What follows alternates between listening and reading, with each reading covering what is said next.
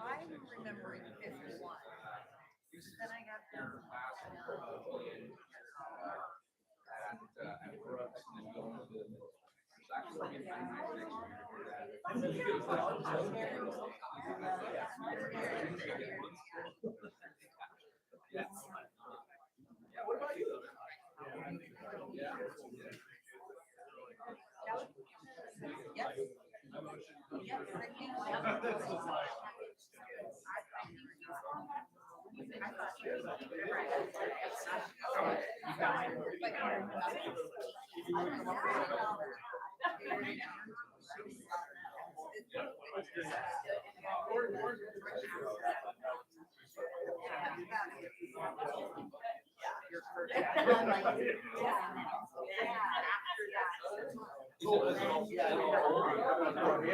So he must be so sick. It looks like he's at home.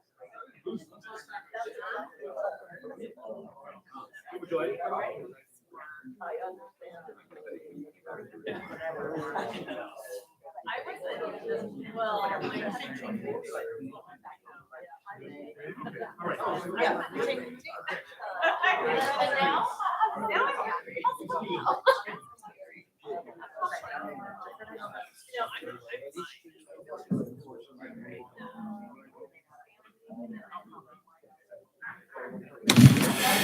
Come on, Austin, can I? Did you figure out how to get into the proprietary area? Yeah. Okay. Yeah, Good. Jimmy, help me out. All right. What is this?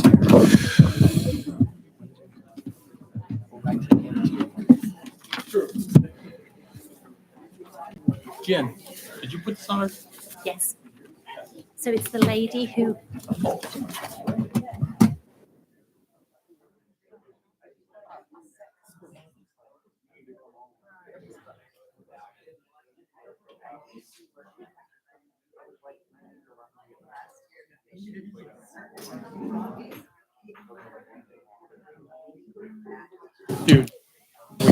Don't do it. Okay. He told me. All right, ladies and gentlemen, thank you so very, very much for your patience. We had a number of things happening in closed session, which we'll be reporting about, and very much appreciate your indulgence. In the future, to the extent that we could, unfortunately, a number of them we have to report about in open session. In the future, we'll break it and we can go back into closed session for things that aren't immediate that need to get done, and we would have done that had we been able to, but we wouldn't. So apologize. We actually started closed session before 5 o'clock and still went an hour and a half. Okay, with that, if we could have a roll call, please. President Adams. Here. Trustee Carnation. Here. Trustee Cagorno. Here. Student Board Member Jackson Caligari. Here. Trustee Ahmad and Trustee Lopez are absent tonight. Okay, thank you very much, Jen. And our flag salute will be led by Paul Corgano. Paul. I pledge allegiance to the flag of the United States of America and to the republic for which it stands, one nation, under God, indivisible, with liberty and justice for all.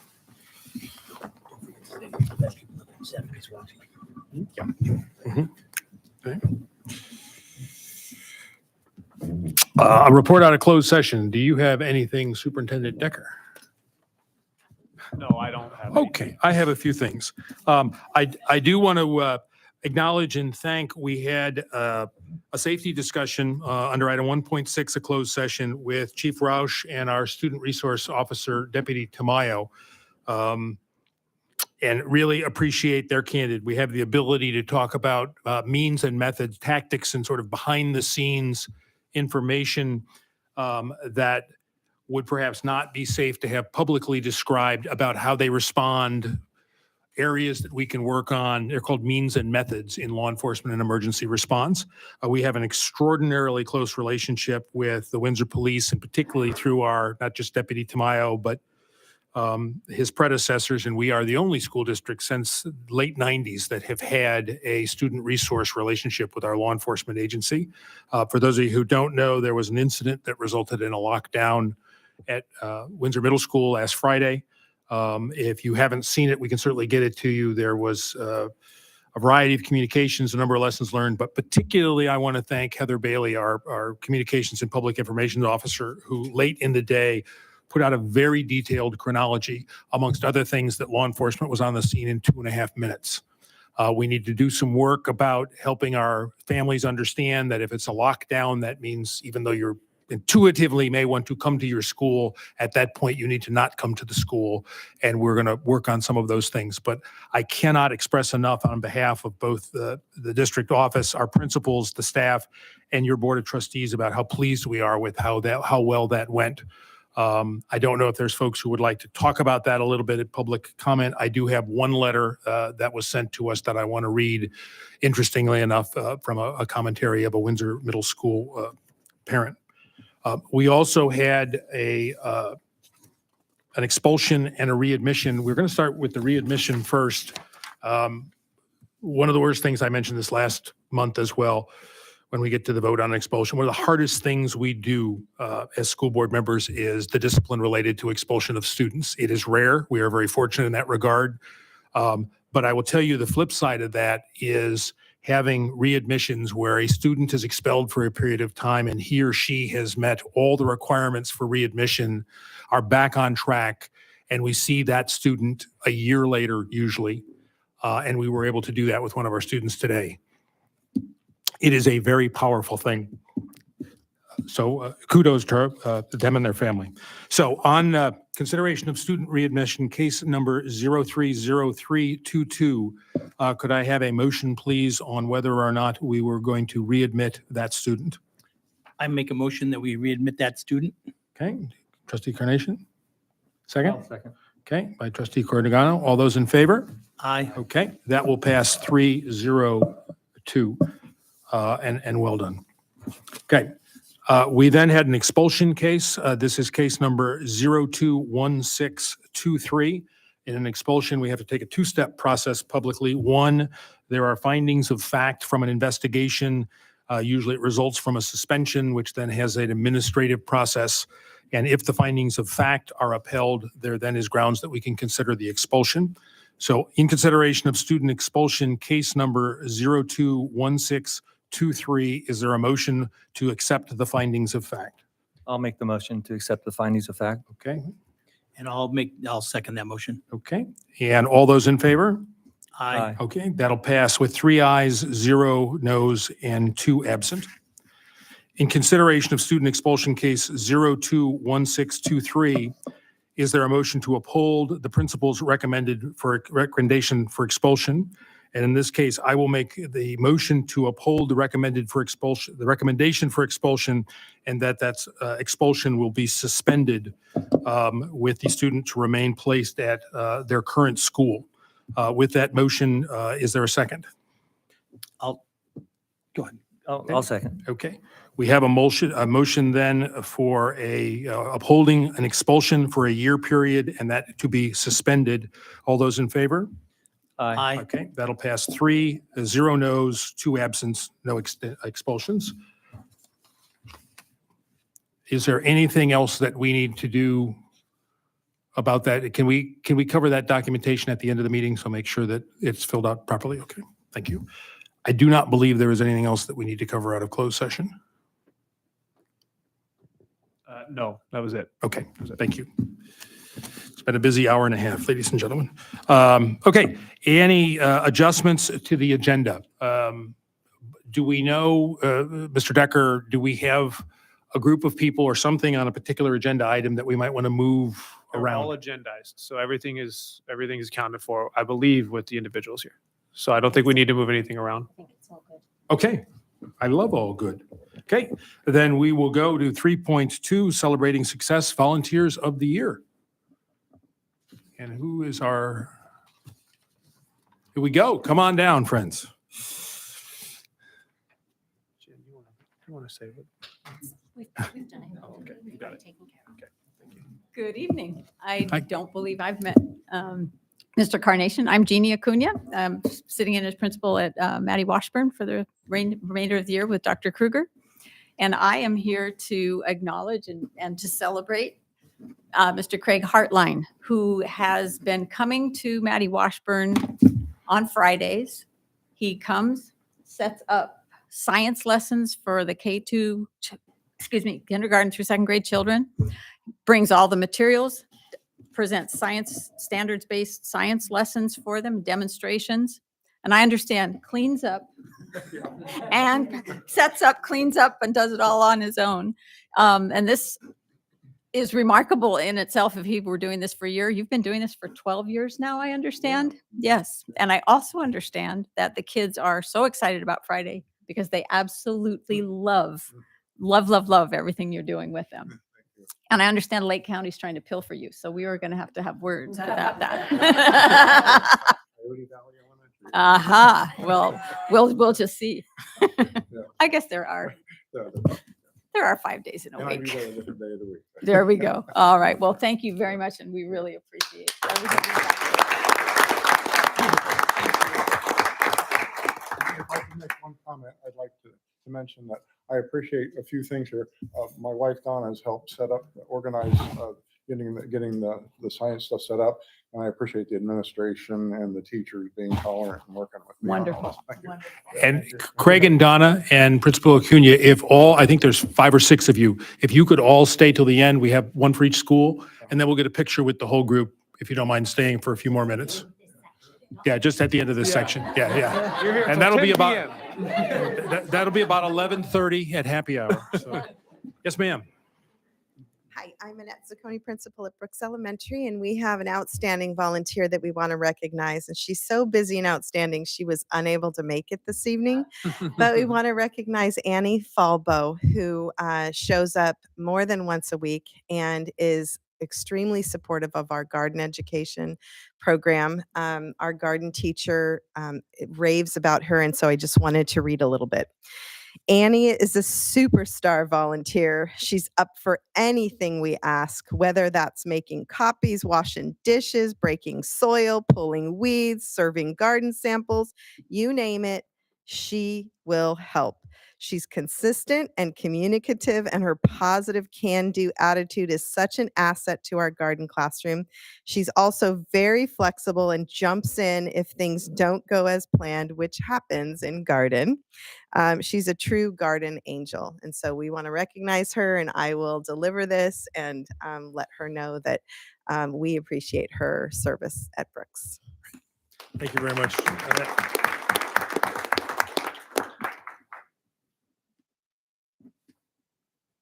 Amy Ziegler, principal at Windsor Middle School. And our volunteer to honor this year is Lucine Luna. And she shows up at our school at least once a week. She helps out with the copy center. She helps out with orientation and any of the events that we host. And she says, just call me. And I invited her to come tonight. And she says, I don't do this for the recognition. I do this because I love school, I love the students, and I want to help. That's So, sweet. she's Thank you, awesome. Amy. And thank you, Lucasine.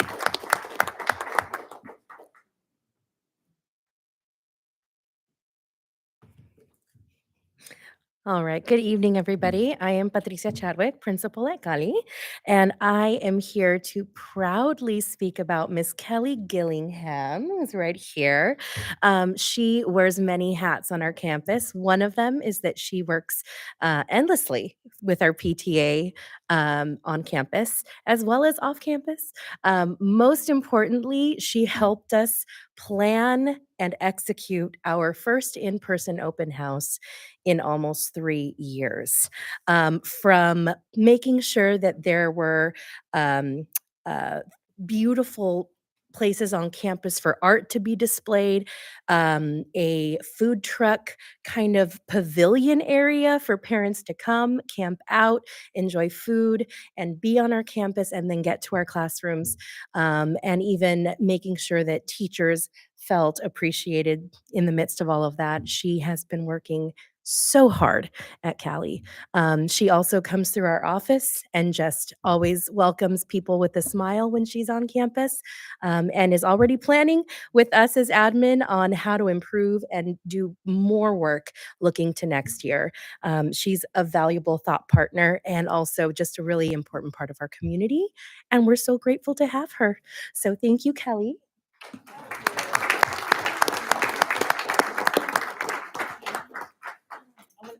want to say something. I know I've been in here a few times, very heated. I get upset. I'm very emotional. I care about my school, and I do care about Windsor Unified School District. I love this town, and I just want to show and let you know how much I do appreciate you guys doing everything, and I do love Callie, and like I said, I do like the town so much that I am the Parks and Rec Commission committee also. So you'll probably see me around some more. So thank you. Thank you, Kelly, for your leadership. All right. Tonight for Windsor High School, I want to recognize Vince and Angie Siegel. You notice Vince is not here tonight because he felt going to the Warriors game was more important than this great honor. Recently, I learned that Vince's mom fosters orphan kittens, which makes me think that Vince is not as great as I once thought he was. But now Angie, though, is absolutely fantastic. Angie's a registered nurse, and all through COVID and even today, she volunteered her time to work in the health offices for Cali, the middle school and the high school. She now works for us, not for the money, as she very well knows, but for the fact that she can't say no to Pete Sullivan. So together, the Seagulls have been an absolute powerhouse in our district. They donated the stadium speakers and installed them. They redid the speakers in the gym. So now we'll have great sound systems in there. They've hosted our big annual fundraiser for the poker night twice, once in their home and then another time in their shop. If a golf cart breaks down, a trailer just shows up and it comes back fixed. So absolutely just great humanitarians and volunteers. And I'm so grateful for all the work and that we have them in our community. So thank you, Vince. Well, mostly Angie and Vince Siegel. Thank you, Angie. Oh, stay here for the picture, Angie. Hi, everyone. So I'm Forrest Harper, principal of North Bay Med Academy and Windsor Oaks Academy, and I would like to honor Holly Sheehan. She has been coming to North Bay Met and Windsor Oaks for years now, and she's instrumental with helping our Native American students be comfortable and accepted at our school. She helps run our Indigenous Native Student Alliance, our INSA group. It's such a strong group that actually on Fridays we have Marcy Becerra Academy, the continuation school from Healdsburg, come and visit us and watch how, and they've been observing for the past semester, how a INSA should run so that they can help run their own next year. And then also Holly is great with working with our garden with students. And this is really shows how powerful it can be when you are involving students and helping plant native medicinal plants. And Holly's out there on her hands and knees, working with students, pulling weeds, planting, and it's pretty amazing. So thank you so much, Holly.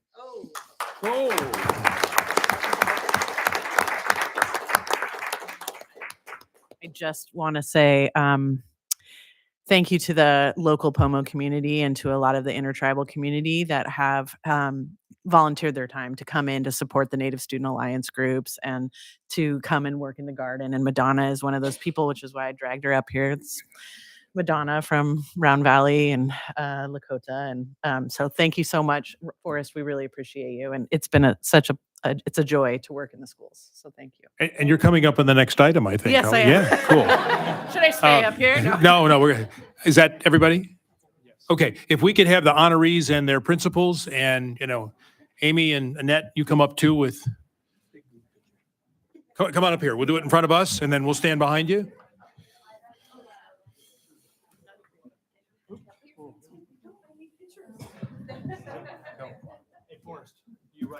Right here. Stand. Yeah, There you go. Stand behind Pete, maybe come on over here. Craig Hartline. I'm your lawyer when I'm not doing this. Good to see you. Come on up, guys. Scooch on over a little bit to your right. Are we scooched over left, I guess. Okay, scooched. We're scooching. Are we in? Are you taller now? Oh, Gary, how are you so tall? Are we good? 1, 2, 3. Who are we looking at? All right. Look straight ahead. All right. We're good. Thank you, guys. Thank you, guys. Hey, Craig. That's when you were also voted outstanding husband of Mount WUSD. Oh, God, yeah. You won greatest hits. Yes, you went from the water to now you're like Superman. All right. Well, thank you. That's always a feel good. And I want to thank the principals for doing it. Thank you, of course, to the volunteers and Director Sullivan in HR, and just this sort of ethos that we're going to do our best to reach out and say thanks to folks. It's doesn't happen automatically, and we're really trying to institutionalize the credit, and really to Jen Cox, who keeps us all going where we need to go. Thank you, Jen, for helping with that. But, it takes a village, and part of it is simply the culture. We're going to say thank you to people and take a minute to step back and say, wow, how do we get all these cool things going? All right. All right. With that, we're going to move then to item 3.3, an update from Holly Sheehan and Warren Parrish on the WUSD Indian Education Program. For this item and for the next item, Trustee Ahmad wanted me to let you know she is down in Southern California on a previous engagement, but she is watching and involved, and wanted to make sure that you knew that, as I know she's been an active involved trustee with this program. So love to hear from you. Thank you and welcome. Yes, thank you. And I appreciate all of you guys carving out a little bit of time for us to come here and speak and give you a little bit of update as to what the program is. Just kind of a little about myself. My name is Warren Parrish. I am a parent and of 3 children in the district. My wife is an educator in the district. My mother was an educator and administrator in Sonoma County school districts. And the lady that's on the screen there is my grandmother. My grandmother was instrumental in actually creating the Library of Native American Studies related to Pomo for the University of California, Berkeley. And so what some of we're going to be discussing a little bit today, right, is I guess maybe a little bit my roots related to some of that. I'm going to move this up because I'm a little bit taller. So that's a little bit about me in terms of what we're going to be discussing here, and really kind of a little bit on a journey of where we're heading to today. So the introduction of what we're going to be discussing today, a little bit of executive summary in terms of the highlights of what we're doing, some background as to why we got here, a little bit of planning moving forward, and then hopefully by the end of this, it has generated some questions, but hopefully answers some questions as well too. So one of the things that I think that's been thrown around, right, is the Title VI Native American Education Program, right? A little bit about that, right? So it was established in 1965. You might say we're a little bit behind the curve a little bit, right? But nonetheless, right, it's better here, started now than never, right? One of the aspects about the program, though, right, is to meet the culturally related academic needs of Native American students within our district. One of the other aspects of it, too, and related to that, is the languages and tribal histories, traditions, and cultures. But one of I think the more important aspects of this too, right, and you'll hear this come up again later in the presentation, is to ensure that not only we're providing that material for them, but also supporting our educators and staff with those pieces. Because, as I said earlier, I am a husband of an educator in the district, right? I understand how overworked educators are at this point. And the last thing that we really want to do is to add more to their plate. That's where I think that our parent advisory committee can actually be a good resource for them.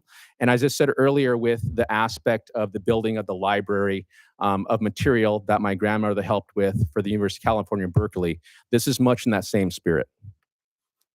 So a little bit about that part too. So in terms of some of the teeth, if you will, that go along with this, there's also the California Department of Education aspect in terms of Native American Studies in AB 167. The intent of that for all of us, right, is the model curriculum that they're developing, and the University of California, Davis has offered to be the housing authority of that curriculum for statewide offerings.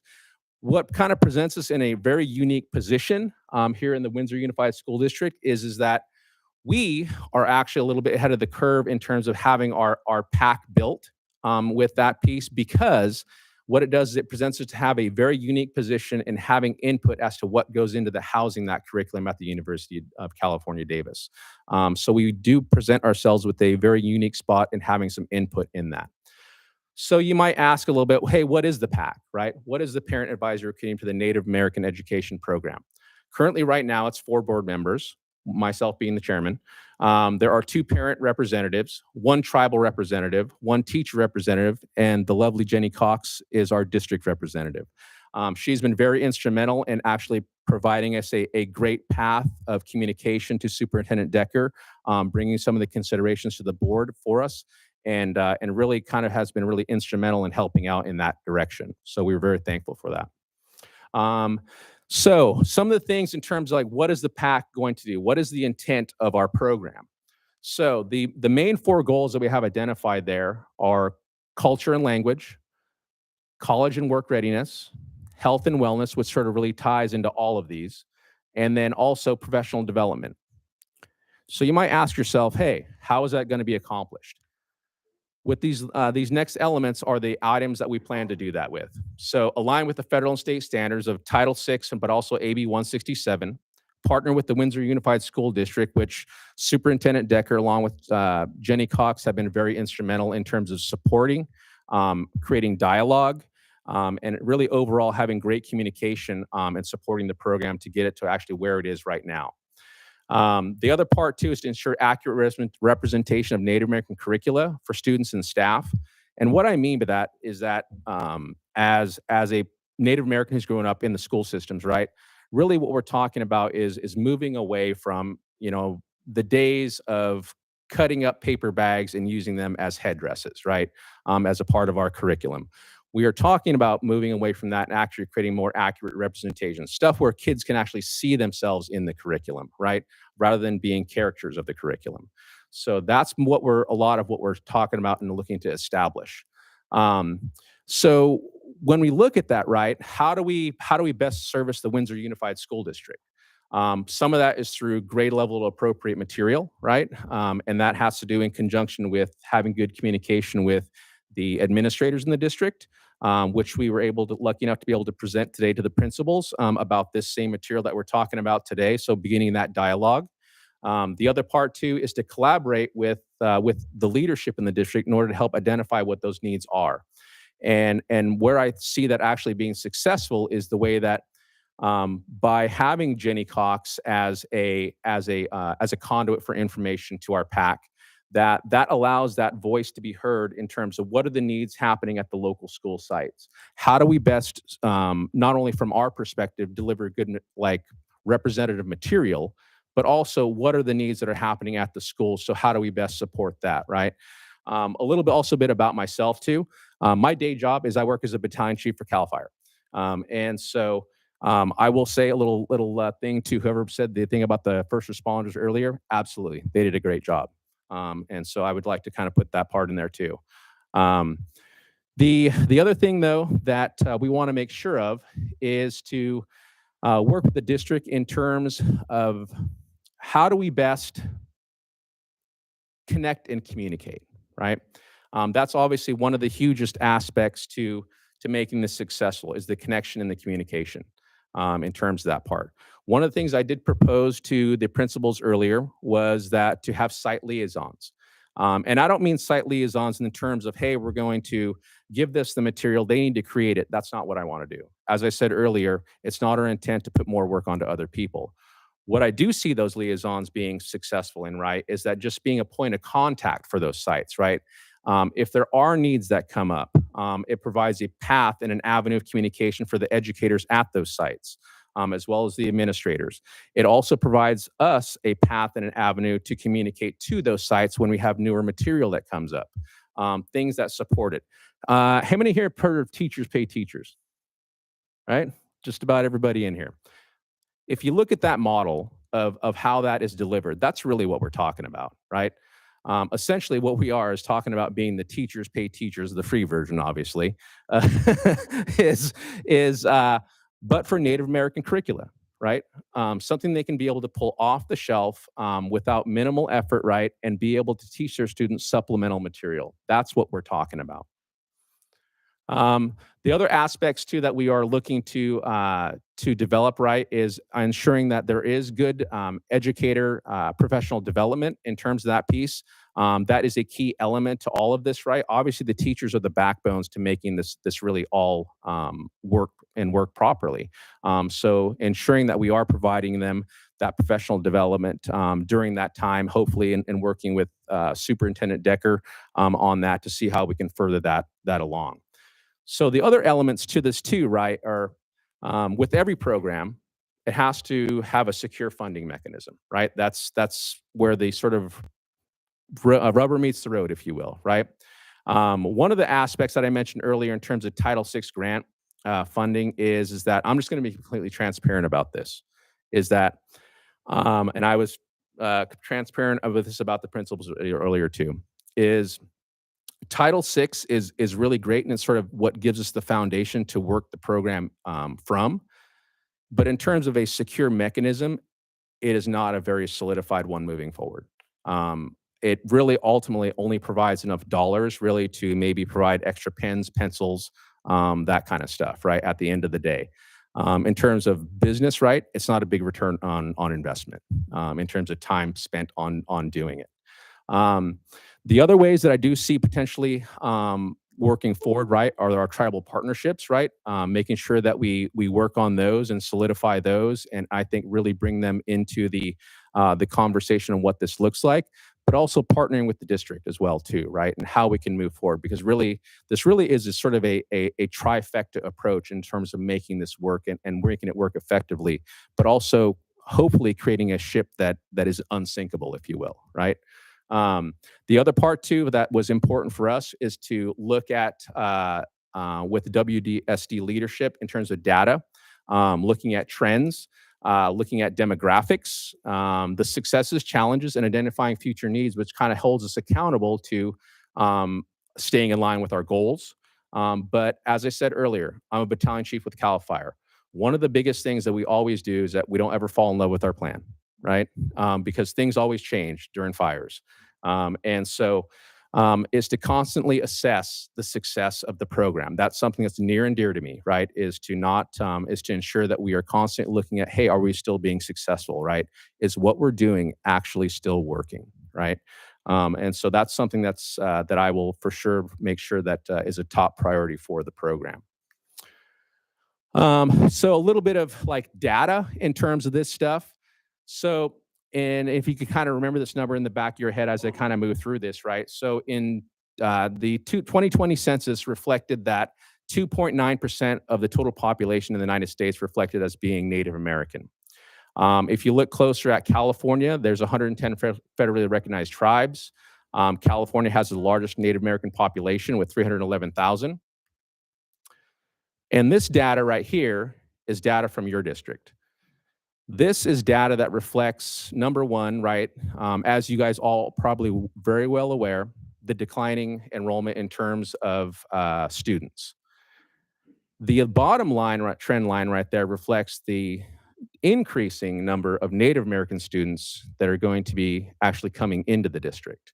That last number, that projections number, I actually got a number as recently as today for some of the additional housing. So you can probably tack an additional 53 onto that 393 at the very end. So we're actually talking about a little bit bigger numbers there that are actually reflected here on the data board.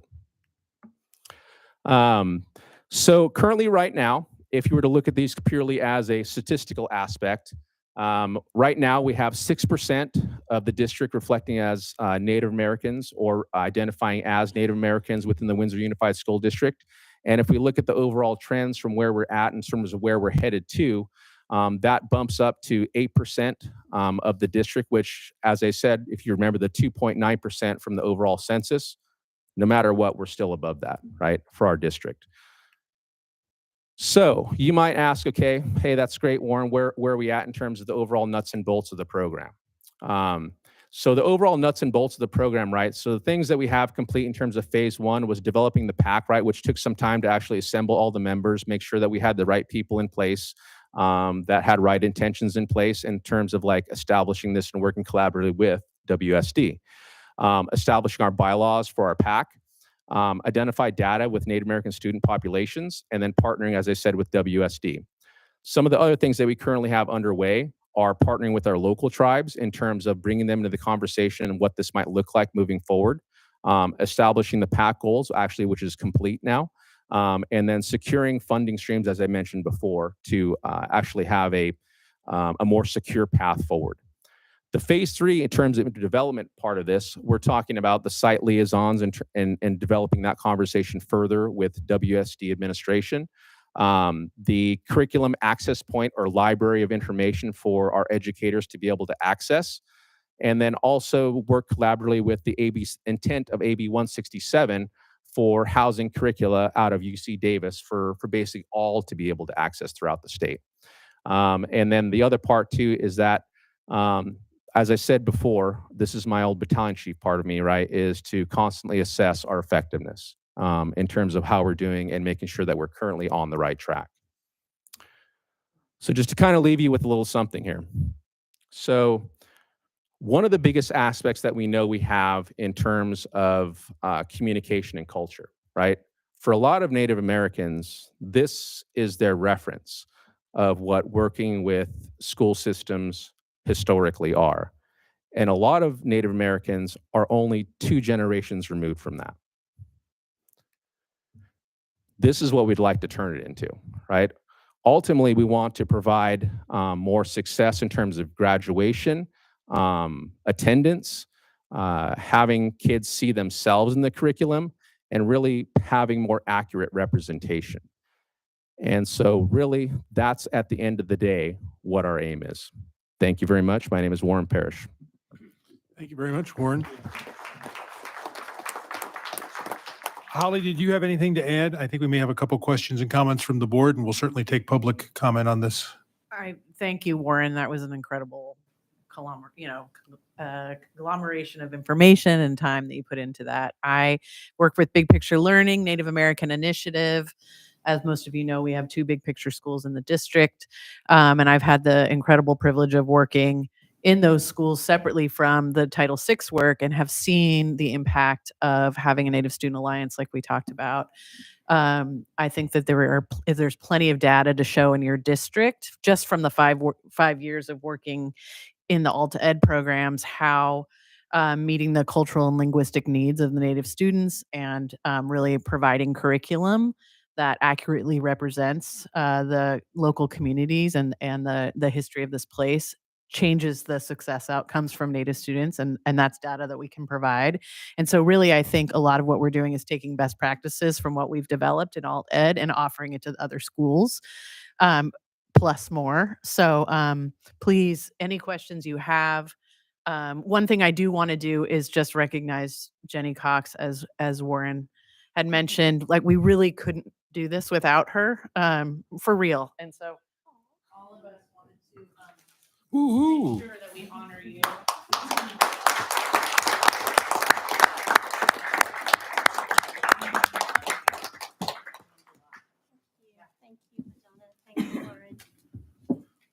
Oh, that's almost as cool as Vince at the Warriors game. That's awesome. So please how feel about free.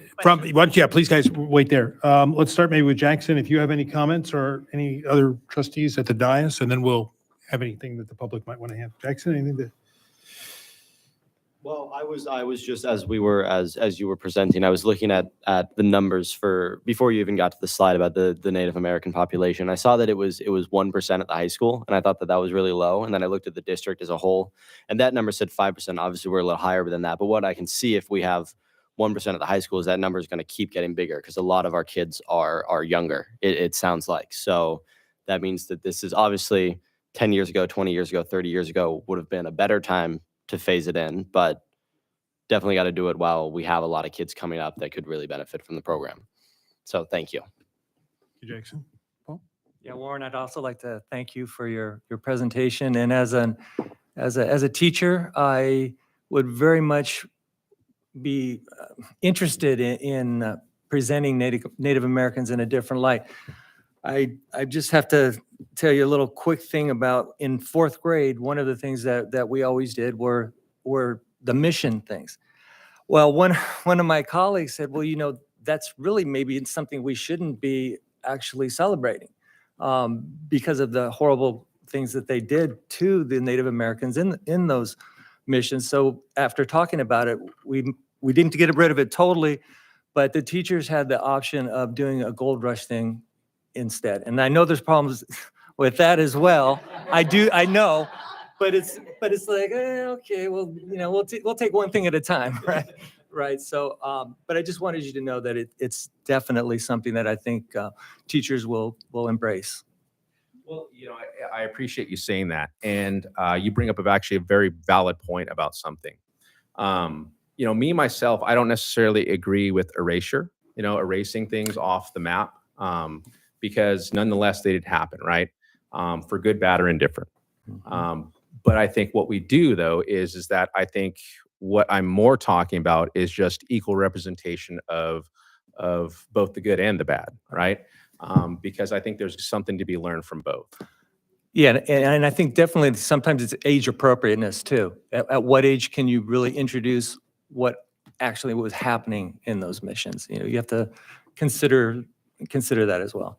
But thank you. There's a lot of Indian education scholarship that has gone into looking at that. And there are states, Washington State, Montana, Oklahoma, where they have, in California now, Indian education for all. Okay. And there's been tons of data collection in Indian education scholarship that has done, like what you talked about, real age appropriate, Right. full K through 12 curriculum that the state has now created and will do trainings for districts.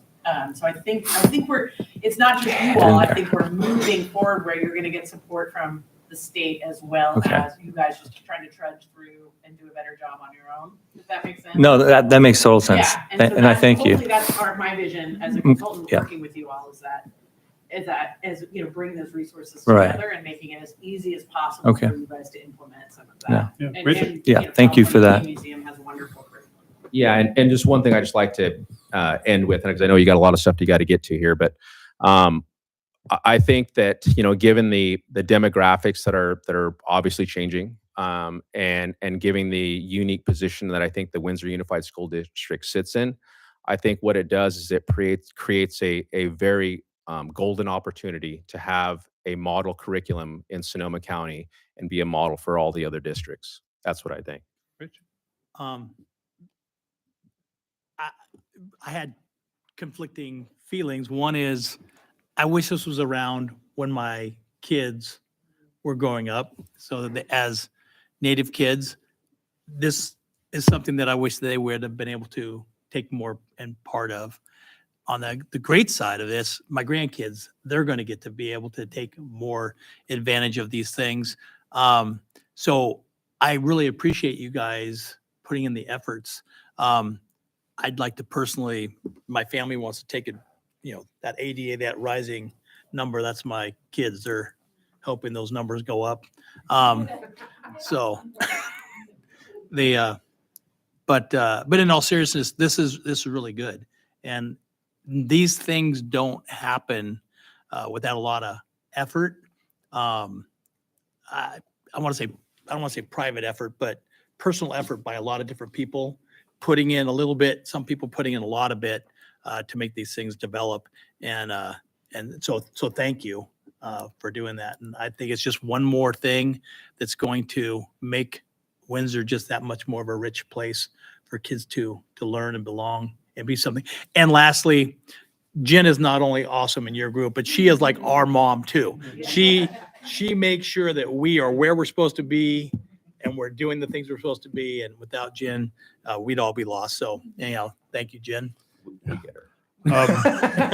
And Jen, thank you. Hi, Mom, mostly. She was the make one us that was fight for texting her. saying, it's 6:20, it's 6:25.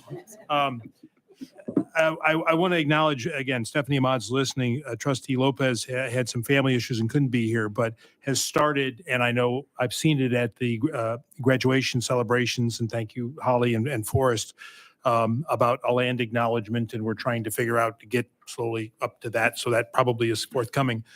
One comment I wanted to make a few years ago from the off-the-shelf curriculum point that you were making, Warren, we received an arts grant that allowed for arts integration training for all of our K-5 classroom teachers, both at Maddie and Brooks and also Kelly Kalmeckick, which was, adding dance and poetry and art and music to substantiate and build upon the existing math, language arts, and social studies curriculum. And I'd like us to take a look to say, were those kind of modules available from a Native American perspective? And if they're not, we have the tool that's available now in all these teachers that have been trained. About 95% of our K-5 teachers were trained on that. It's about a $1.9 million grant, and it's a very easy place, it seems to me, to overlay that at those primary grades. We already have a tool to do that. But I thank you. This is another interesting, creative initiative, and thank you for helping us keep the momentum up on that. We're open to things here in Windsor, and I think it continues to bring us success. So we look forward to working with you. Thank you for coming. Thank you so much. And I just want to say too that every non-native student in this district gained something. Right. From this too, that the Pomo folks have been really forthcoming with sharing their traditional ecological knowledge and their science and everything else. So, oh, is my Here. mic on? Yep. Did you put the mic off on me, Jenny? Whoops. Yeah. After you got your volunteer recognition, you were done. You're done. They're like, Um, just that I also want to acknowledge too that the non-native students Yes. in the district and are benefiting so much from getting to learn some of this curriculum too. So Absolutely. Our sum is greater than the components yeah, of its yeah, parts. that it's for everybody. that the Before we program's ask for you guys, and thank you, any comments from, yes, sir, come on down. Thank you, and I appreciated Warren coming to speak at our principals meeting today. Good. I want to remind the board that a number of years ago, you approved ethnic studies as a graduation requirement for Windsor Unified. Warren's presentation was so timely because we received a grant of $40,000 to write that curriculum, and a lot of that work was going to be done over the summer. Warren has graciously agreed to meet with our history department to give a similar presentation and talk about the resources that will be available. As someone who grew up in San Diego and every November made that headdress out of the paper bag and did the missions project, I look forward to putting accurate representations in our curriculum. And knowing that it's a graduation requirement, this board can know that every student graduating from Windsor Unified will have access to this curriculum. So I thank you for doing that. Yep. Thank you. And that's serendipitous. Thank you very much, Warren, for taking the time. Yes, sir. Come on down, please. You don't have to raise your hand. Oh, I'm sorry. Now, and I'll say, Elizabeth, if you could just stand up and then we could. Go ahead.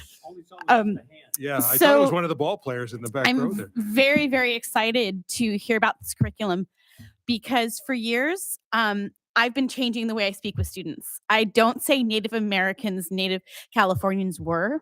I say they are.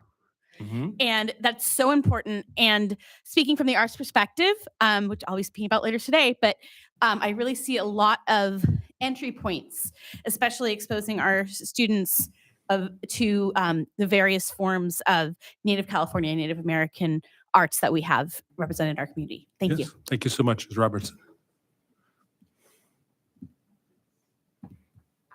My name's Jen Williams. I'm a fourth grade teacher at Brooks right now. And I want to say we have made great strides. We don't make paper dresses, like we represent both sides of the story, Mission and Native California. And so if you need a site representative at Brooks, I will sign up for that. Megan Campbell has a great curriculum. So at Brooks, we are representing Native Californians well and showing their side of the story and talking as current people. So we are representing and making strides in the fourth grade to tell the story well. Thank you. however we can support that, bringing community partners in. Madonna has elders, that have offered to come in. Speak in there, he's gonna come get you. All I'm saying is thank you for sharing that, and that we would love to support the curriculum you're already building by bringing in community partners, bringing in Madonna's family or someone to tell those stories firsthand too, and just embellish what you're already doing. Well, Madonna, did you want to go quick and then we'll wrap this one up, I think. Go ahead. Thank you. Again, my name's Madonna Feather, enrolled member of Round Valley Indian Tribes, longtime resident of Sonoma County. So I would like to thank Warren and Holly for all the work that they've done. I'm Warren's right-hand man on the PAC. If he can't attend the meeting, I have his agenda ready to go. I've been the president for Indian Education Center as a city school district for the last 10 years. So I really thank you guys for my people of your willingness to help us. And I want to invite you to the Indigenous Peoples Gathering at the Center as a Fairgrounds, May 20th and 21st. I'm organizing that event. And like Holly said, you don't have to be Native to come to our clubs, our groups. We take kids to field trips to Pepperwood, to Susquehanna Tribal Council land, to Yakima land. And I like what you said about you're working on getting that land acknowledgement. You may have seen me sit down while you say the Pledge of Allegiance, and that is to teach people that when we are giving a land acknowledgement, the only people standing up are Native Americans. So that was just a teaching for you guys. And I'm here if you want help on getting people to come do a land acknowledgement. I do that for a lot of the schools because it is proper protocol that you ask a local POMO to come and do those openings, whether it be a blessing, a land acknowledgement, or a song, or if there's something tragic, we need some healing in the classroom or for the children. So I'm easy to find. So thank you. Thank you, Madonna. And thank you very much for the presentation and those public comments. We look forward to continuing to hear from you. Appreciate your work. Thank you. Okay. And item 3.4, an update from Diana Post on the Windsor Education Foundation. Hello, Diana, and here they are. And again, Trustee Ahmad wanted me to mention to you all that she is actually on an arts integration reconnaissance trip down at the Coachella Music Festival. So now she's outed. It's all right. I am in trouble when she gets back. Anyway, welcome. Thank you. I appreciate the opportunity to speak here. I did not bring flowers for Jenny Cox. I'm sorry. So I think we have, yes, we do have a slide deck up there. I wanted to provide an update from the Windsor Educational Foundation. As you know, thank you. We have been providing support to the Windsor Unified School Districts and students for over 30 years. And one of the main projects that we're working on now is the We Mentor Heroes program. So that's where we're going to focus most of our time today. So this is a program that we started 2 years ago in the district, and what we were really looking for was a way to meet the needs of students who might have slipped through the cracks in the pandemic and all of the wildfires, and we haven't had locusts yet, but a lot of the craziness that we've had to deal with. And what we were trying to do was also find a way to bring in diversity, equity, and inclusion and have that be an important part of the program. So we actually also went over to the high schools, to Windsor High School, to North Bay Met, and have gotten mentors from those schools to serve as mentors to students at Brooks Elementary. And so we're going to tell you a little bit about that. One of the unique aspects of this program is that we wanted to provide paid educational opportunities to the high school students. So we do provide a stipend. That's actually an idea that we got from Trustee Lopez. So excited that we've had 2 years under our belt now almost. And I'm going to turn it over to, we partner with Mentor Me down in Petaluma. I'm going to turn it over to Yancy, and she's going to tell you a little bit about the program. And then we got a couple of our mentors here to talk about it as well. So, and I'll learn how to do this. Hi, everyone. Thank you for having us. So I'm with Petaluma People Services Center. It's a nonprofit in Petaluma. We serve a lot of young people and community members throughout southern Sonoma County. So we come in to do a lot of the peer mentor training and just building out like the infrastructure for the program. So our peer mentors are selected at the end of the school year for the upcoming school year. We bring them together and do a 2-day training. Students also have to go through an interview process, submit an application, and things like that. The mentorships meet once a week for 1 hour. So our high school students are matched with Brooks Elementary School students. The Brooks Elementary School students are nominated by teachers, principals, counselors at Brooks.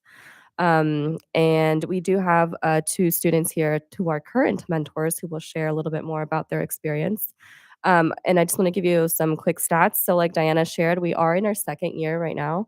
Our 3 main goals with this program is to provide students with connection, social emotional learning strategies, and reading skills. So every session that students do has these 6 components. At the very beginning, there's like a check-in. Then they do an SEL activity. During training, we go over some breathing exercises, some movement exercises, some cognitive exercises, and students are welcome to bring in whatever they know about as well. Then there's 20 minutes of reading time, and then 20 minutes of bonding activity time. So we have different games in the room that they can do. A lot of our students like to paint, play chess. Sometimes they'll do homework during that time too. At the end, there's a wrap up and there's an affirmation. So the mentor will tell the mentees something that they appreciated about them, something they did well during that time, and then they'll confirm their next session. We've had 23 students participate in the mentor training, and 33 elementary school students have been nominated into the program. Over the 2 years, we've had 18 matches in one-on-one mentoring. And I will turn it over to our 2 mentors. Thank you for allowing me to speak about my experience this past year in the Mentor Me program. The main reason why I chose this program was because I know how much of an impact it can have on a 5th grader just trying to excel and develop as a student. I really think this program should continue because I've seen throughout this whole year how the impact that I've had on my mentee, Braden, has been. He's gotten a lot more confident throughout the year with reading, just talking, just definitely more confident and really becoming himself as a person. And I also really appreciate the way the program is designed, how it's 1 hour per week and it's on a consistent schedule throughout the whole entire year. So it's really, the way it's set up is really nice, and it's helps me also become better with being on time and just being consistent with everything.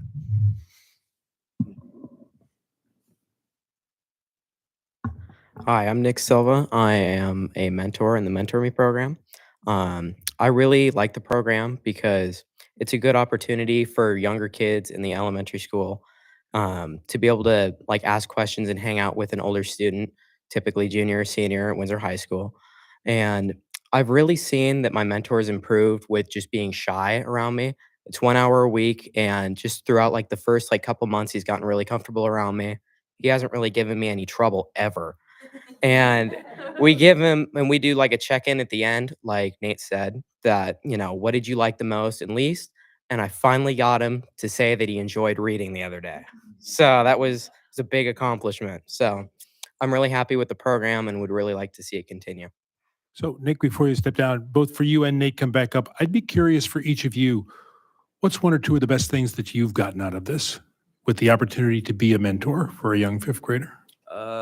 Like I said, the impact I've had on my mentee, just because I can really tell that it's effective and it's not just like some mentorship. It's more of like a friendship at this point. Like we're really bonding together and just getting along, and I can tell I'm really helping him and he's helping me. Great, thanks. I'm really happy that Preston feels like he's really comfortable around me, and he feels free to tell me stuff about like what's going on in life, what he's happy about. And he's just really comfortable, and it's a really nice friendship. Thank you, gentlemen.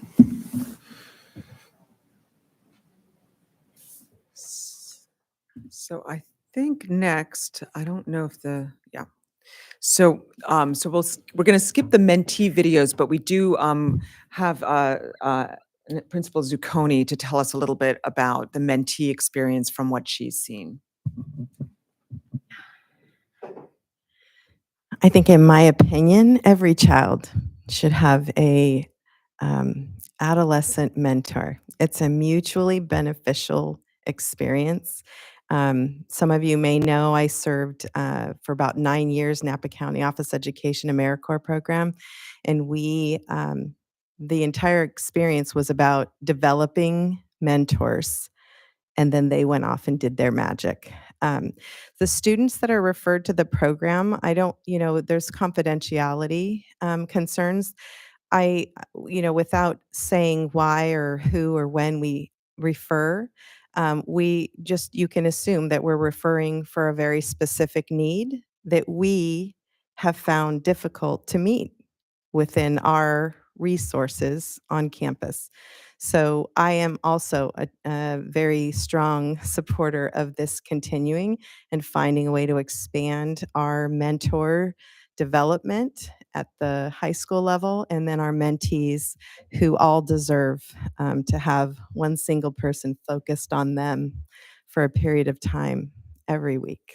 So thank you for your support. Thank you. Jeremy's been supportive. It's expensive infrastructure for us to create, but between Yancey's participation and Wee's participation and my teacher's referral participation, it's been successful for those little souls that have been impacted. So I thank you for your support. Great. Well, thank you. So I think we're still figuring out what the next steps look like. We would like to continue the program, and we'd like to expand in year 3 to serve 20 mentees with 20 mentors coming from the high schools, and potentially expanding to other school sites. So we're going to work through that with you all, and with Superintendent Decker. You look like you have a question. I do. I want to look at number 4 there.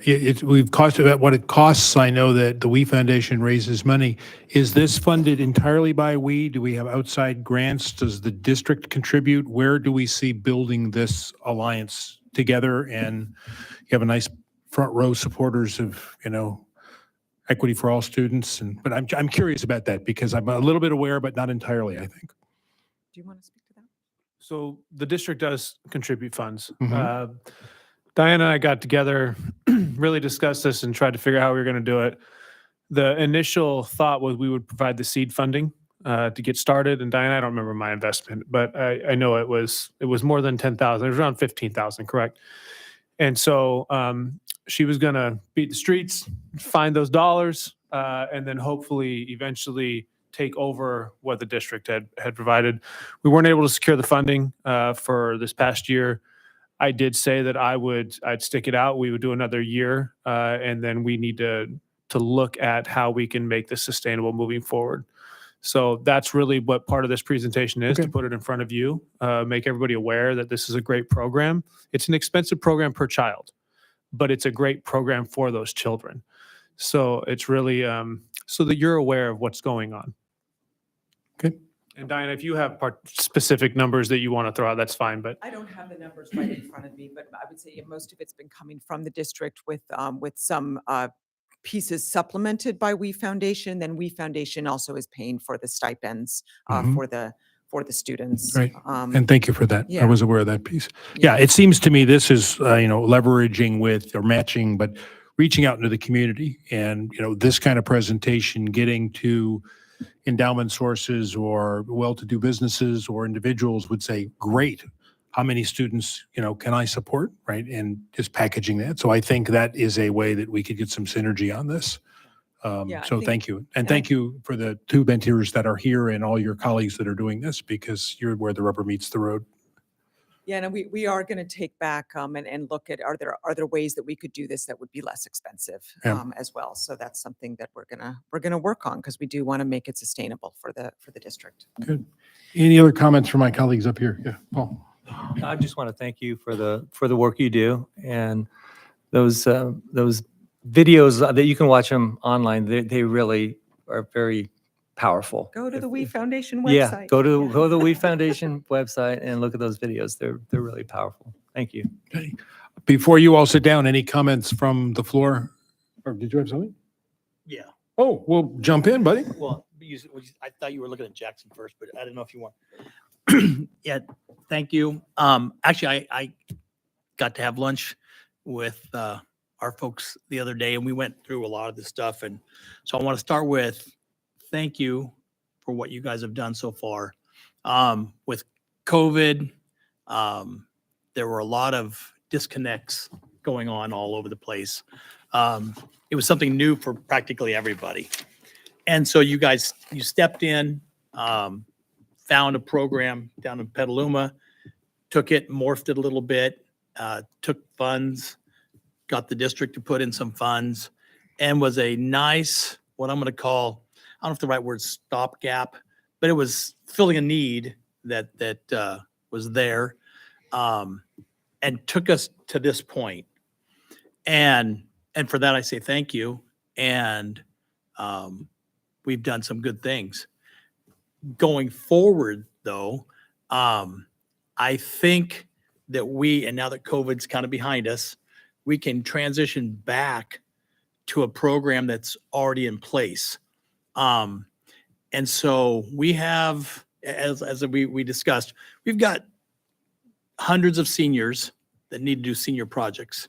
We have hundreds of juniors that need to do junior projects. And of those hundreds of at the high school, of those hundreds of kids, many of them are excellent in the reading areas that they can now help kids. Many of them are excellent in math. So I'd like to see this program actually expand. We were talking about expanding it and how we could do it. There might be some kids that need help in reading, some in math, some in other areas. But as I mentioned before, we as a district, we invest heavily in making sure that our teachers and our staff are good, better, and best in social and emotional areas for our kids. So as we go forward, my thinking is that, I'd love to get together with folks and hammer it out more to refine it, and bring in our experts that are in our district, that are already have been trained and taught and have a lot of working experience in those areas. Because according to kind of what we're doing right now, about 2/3 of the time spent is in that social and emotional area, and then about 1/3 of the time is in some sort of academic. It's been reading, but it can be a number of different things wherever that mentee has a need, and where the mentor has expertise as well. So those kind of things, and without getting too much into getting into the program, I think that we have a program in place that would be, we would reach more kids as mentors and mentees. I coached for many, many years, and when I have kids that aren't doing something right, I actually make them go out and teach it. And when they teach it, all of a sudden they get a whole lot better at it, because now they actually have to do something versus just what they can naturally do. Now they have to explain it, and they have to think about it more, and they become better teachers. And then by being better teachers, they actually become better athletes in my particular sport. But anyhow, I think we have an untapped gold mine of mentors in high school that also have requirements to graduate, that they have programs they have to do. Every year since I was a coach, I've had kids say, hey man, is there something what can I do for my junior project? What can I do for my senior? They're looking, right? And so we've had a lot of kids going, hey, you can go coach younger kids. So in wrestling, we have 4, 5, 6 kids a year that do those things. But I think who wouldn't want to be the mentee of a guy like this? I mean, you can be a big old long line. And as great as Jackson is, we have a whole school full of wonderful kids that are available, that if they knew that there was an opportunity to do this, which goes to the education part. And the thing that I'm thinking of, it's sustainable.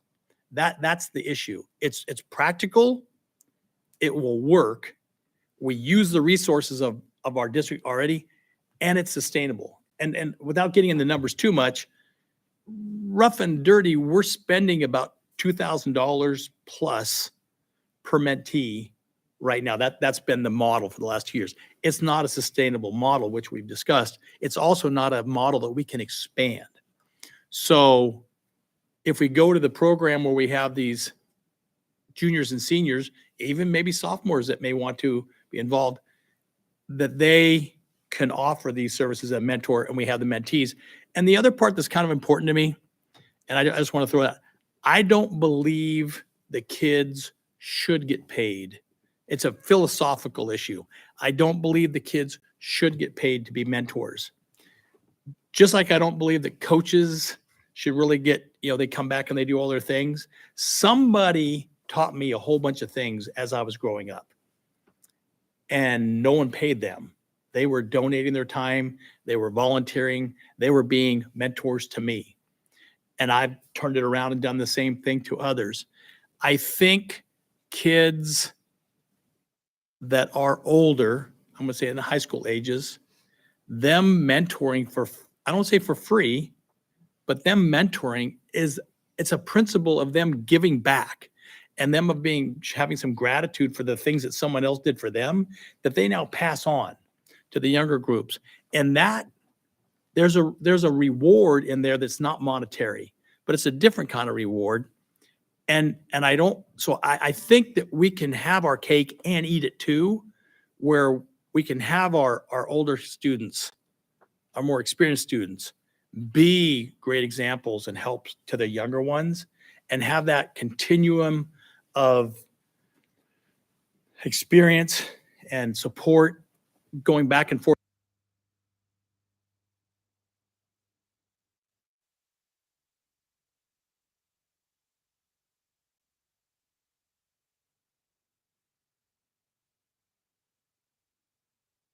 Whatever money we have in our district, keep that money in the district. I'd rather have that money go to our teachers that have been trained, have them be more involved as they already are, because we have people that are involved and are in charge of our junior and senior projects. So I think the structure's there. I think the infrastructure's there. And again, it wasn't available for the last 2 years to the extent that it was. And you guys stepped in and did a great job. And there are some people, even some more than others, who really were great beneficiaries of it. I know it's easy to say, how do you put a price on that? You can't. But going forward, I want to take what you guys have done, take that model and expand it, but with some tweaks. So that way the mentee pool can expand a lot, and the mentor pool can also expand a lot. So I'd like to just leave it at that at this point. I think that there's a lot that we can do, but it's just, we're able to expand it. We're able to make it sustainable. And it's really more of a time commitment than it is a money commitment, I think, at this point going forward. So. Jackson, did you have a comment? There we go. Took me a couple tries. Nate, did you end up using this as your senior project?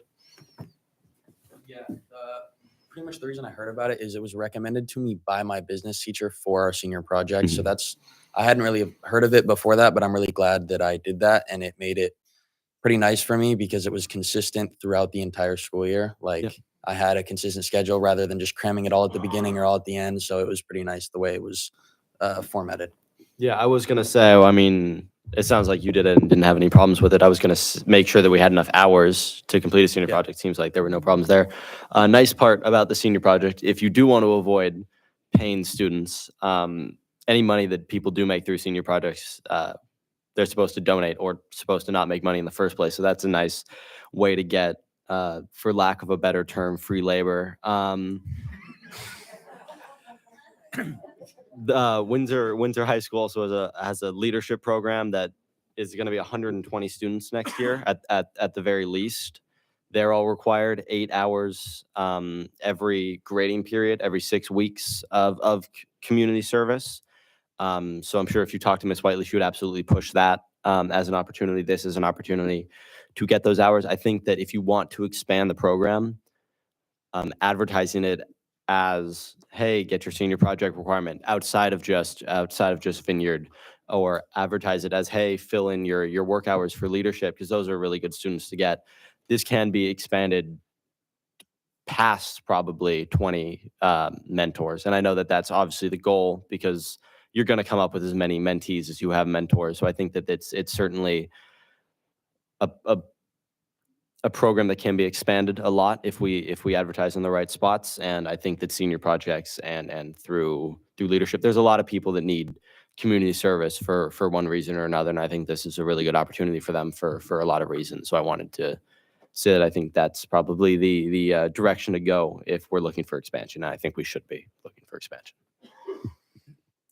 Diana, any last comments? Thank you all for the input and ideas, and I think we're going to take it back and think about it, and come back to with Jeremy and Paul. And real briefly, 2 other updates from the WE Foundation, 2 of our other major programs, scholarship updates. So We distributed $30,000 in scholarships last year for class of 2022 grads, which went to 25 students. We raised last year so we're handing out scholarships this year in the amount of about $37,000. I actually don't have the update on how many students we provided those to, but we did, we're giving that out. And then we've raised $43,000 this year, which will go for the students next year. So this is our biggest program. And thank you to the town of Windsor and the business community in Windsor. They come out, like they support these scholarships. So really, really appreciate that. It's a really neat program. And last, Project Hero, helping everybody receive opportunities. We distributed $13,000 this year to Maddie Brooks, Windsor Middle School and Windsor High School. Those are based on monies that are donated to those schools. And then we kind of serve as a more or less a pass-through for that. So that's the We Foundation update. That's what we're doing in the community. And thank you all of you. And thank you for the partnership with the district, and really appreciate all of you. Thank you. Thank you very much. Thank you to the foundation.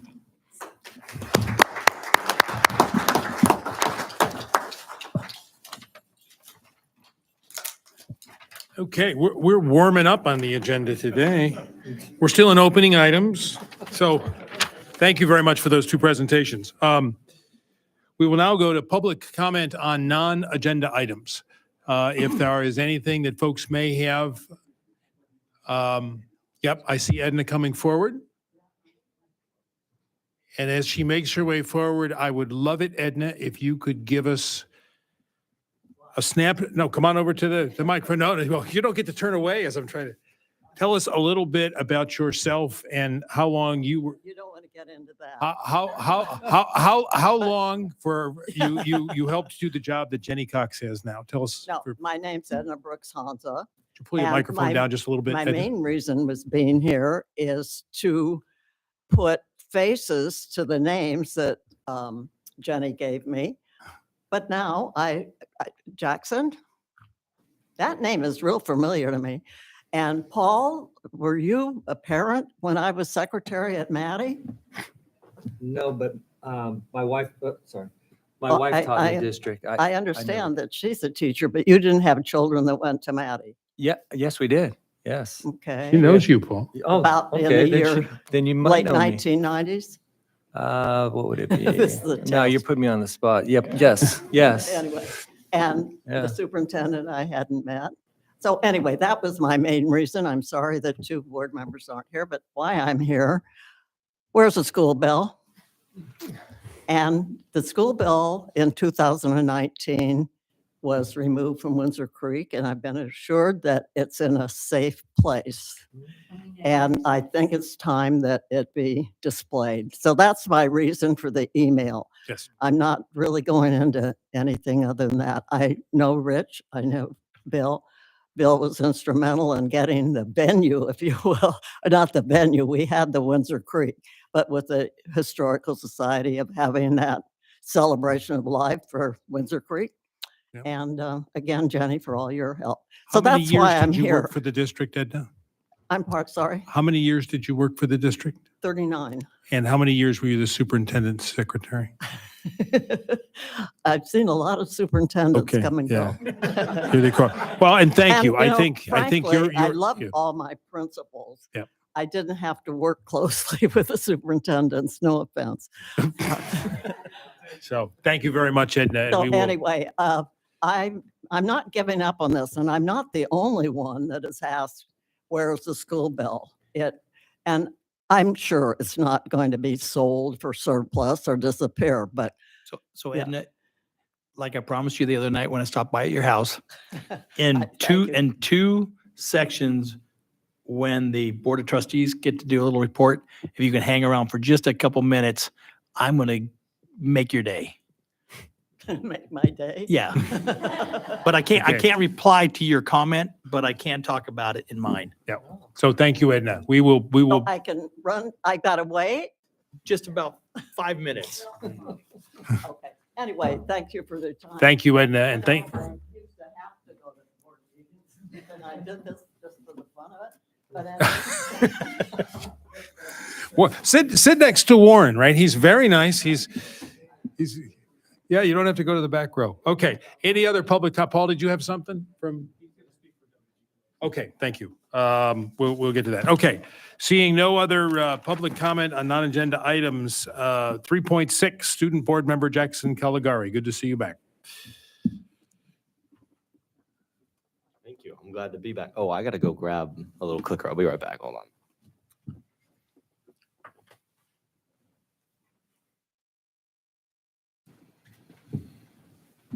Yes. So this month, this meeting, I will be talking a little bit about college readiness and in a larger respect, just post grad as a whole and what students coming out of the district are looking to and how that's changed recently. Because I just went through that whole process. I saw a lot of friends of mine go through that whole process, so the timing seems apt. And the first thing that I wanted to talk about is that getting into college is really really hard, and it's a lot harder than it was last year and a lot harder than it was the year before, and that trend doesn't seem to be slowing down. There's a graph here that's very very small because it's more just to see that it's a downward trend, but that was from like 2008 to 2016. That's sloped down a lot more, and that's UC specifically. I believe the acceptance rate at UCLA this year was under 10%, pretty drastically. Of course, I remember when I was first looking at college a couple years ago, it was 15%. And that can mean that expectations when people start high school can become unrealistic. And that's something I'm going to talk about in a little bit. Another thing is that getting into college is really, really unpredictable, especially at state schools. And that's a byproduct of taking away state or standardized testing, which I know there's a lot of reasons for that. And I certainly empathize with those reasons. But the byproduct of that is that you used to know, essentially, if you had this GPA and this SAT score or ACT score, you could kind of trust that you would get into these schools and you had a pretty good chance at these schools. And these schools were probably out of your range. That's really not the case anymore. You're seeing things that are very interesting. The past couple of years, I've had a lot of friends of mine that are waitlisted at pretty much every UC and then get into UC Berkeley, which is not what you'd expect to see. But the process as a whole, students that you think going in, you're like, oh, I have the SAT score to get in here, but they're not looking at your SAT score anymore. And what that means is that there's a lot more emphasis on essays. If you're going to UCs, if you're going to a CSU, you don't write any essays, and extracurriculars, and hours put in. And that's makes getting into college a process that students are having trouble with. A lot of my friends of mine were planning on pretty much going to a UC. And now they're going to go to the Santa Rosa Junior College. And the more they look into that's a great option, but it certainly leaves them looking at the last 4 years, like, what did I put in all that work for? And I want to talk about changing our perspective on college readiness, because something that I think that we've done very well at North Bay Met and Windsor Oaks Academy is redefining success. And at those schools, in general, redefining what education can be for as a whole. And that's more about prepping you for success in the real world and a job in the real world. But what a lot of students at high school, and especially AP students or honor students and students that want to go to college and pursue higher education, is they can think of it as UC or bust. And the UCs are not, I don't want to say unreal, they're not unrealistic options, but you can be an incredible student, somebody that deserves to go to a UC and not, as I've seen a lot of my friends end up doing. And what I want to say is that we need to make sure that students think of the JC as a good option. A lot of students think of the JC as is if all else fails, but the reality is if you go to the JC in 4 or 5 years, you'll probably end up with a degree from a UC and a lot less debt than you would have if you went there for 4 years. And I know that a lot of students now feel like they didn't do enough, or they should have tried harder, or they got unlucky. And that last part is probably true, but we need to make sure that students, when they come in or are starting their application process, know that it's really, really, really difficult to get into these schools. And it's not because the other students that did get in are better than you, but to a certain degree, they get to a point where they're pulling names out of a hat, or they're picking people based on very specific numbers that they want to fill. And maybe you're way better than the environmental science student that did get in, but you're a computer science major and you didn't invent your own website that gets 1,000 people going through it every year. And it's really, really hard for students to see that and look across the aisle and see somebody that did get into a college and be like, I'm smarter than them, I'm better than them, I tried harder than them. And first of all, not incredibly healthy, but that comes from the things that we've not necessarily reinforced as a district, but certainly something that we've kind of let happen, where we kind of just say, oh, these students should be celebrated because they're going to the top schools. And of course they should be, but there's a lot of students that should be celebrated just for graduating, or just for having a job right out of high school, or pursuing higher education in any form. And Mr. Williams, apparently there's something on the agenda tonight that makes it a little bit easier for students to get that achievement of graduating. And that's amazing, because what we want to do, I think what we should be doing as a district, is making sure that every student has something to be proud of. And especially with those college acceptance rates declining, we need to make sure that people can be proud of the JC, even if starting 4 years ago, they certainly never saw that as an option. And I do think there's a couple places that we can improve. I know that we have Miss Today is a really great resource at the high school for our college and career counselor. But most of what we learn about college is that you need to do the FAFSA and you need to apply for scholarships. And what I found out recently, as I was getting my college decisions back, is that there are 2 other forms that I need to submit for financial aid. One of those I did, and one of those I didn't. And at certain schools, that would mean I don't get any financial aid money for my first year. And for me, that's a couple $1,000s, and that certainly hurts. For other students, that can be the difference between them going to those schools, because they can't afford 1 year at full tuition. So I think we need to make sure that we're advertising, hey, there's the FAFSA, and then there's this, and then there's this. And I know that it sucks that there's 3 different things that you have to submit the same information for over and over again. But if students get into an Ivy League and then they realize that, oh, by February 1st, I was supposed to send them these documents and I didn't, and suddenly I have to pay $85,000 when I should have been paying $10,000, students could lose out on the opportunities that they probably should have. And again, like I mentioned earlier, standardized testing really messes up kind of what we originally thought of as how you get into college, which is get the GPA requirement and get the SAT requirement. And now it's really a much more eclectic mix. The breakdown that I had always gone with was 40% academic, 30% extracurriculars, and 30% writing. This graph's a little bit different. It has a lot more factors than that. But there's a lot of stuff that's beyond students' control, and that's why students are seeing very unpredictable results. And there's a lot of things that we don't necessarily talk about as much when we talk about college readiness, which is extracurriculars are very important. Very particular extracurriculars are very important. I was very lucky that a lot of the stuff that I do was similar to my major, because I'll be majoring in poli-sci. I did things like this, did things like debate and stuff that was similar to my major, but a lot of students would apply for engineering maybe and be doing a lot of the same extracurriculars as I am. And just because they're putting in as many hours as I am, putting in as much work as I am, colleges can look at that and be like, but that's not really what you're going to this school for. The core system at the high school also complicates things a little bit, because students that want to pursue engineering and go into STEM can't necessarily get the AP classes that they want. I think that we gain a lot from the core program, and I don't want to jeopardize that by saying down with the core program so a couple more students can go to UCI.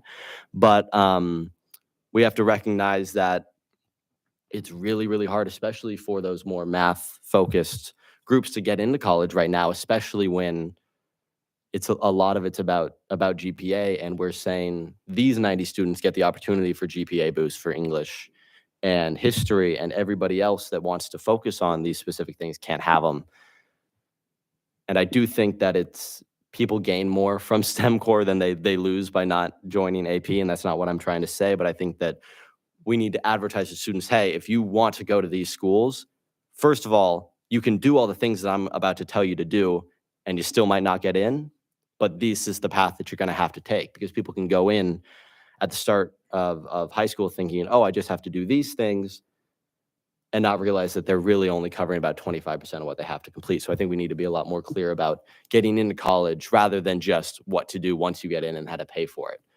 And we also, like I said, we need to redefine success and say that a lot of you might not get into college, and that's not because you're not incredible and you're not going to succeed. Like all my friends that are going to the JC will, but it's just because 150,000 students applied to UCLA this year, and it's really hard to be the top 6,000 that they let in. And that's not because, maybe you're even are this one of the 6,000 best, but you're just not the demographic that they wanted that year.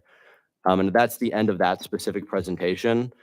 But I did want to say that college as a whole is changing a lot. And the stuff that I brought up today might not be even accurate next year or even tomorrow, because a lot of colleges are trying to figure out, we might lose affirmative action in a year or two. And that's really interesting, a really interesting aspect of it. But we need to keep an eye on college readiness, and we need to make sure that, especially juniors and seniors, but even from, your sophomore year, your freshman year, your 8th grade year, you can say to your counselor, hey, this is where I want to end up. And they can say, okay, first of all, good luck.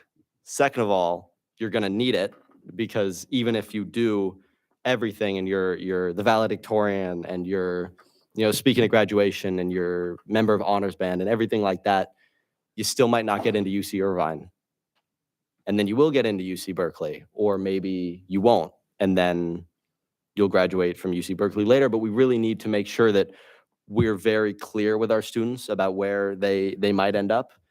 And that's gotten a lot harder. I know that getting into UCLA this year is about as easy as getting into Harvard was 15 or 20 years ago. And we still think of UCLA as, a pretty viable option for a lot of students. And I believe we had 2 students in our entire senior class at the high school, which is 387 kids, get into UCLA.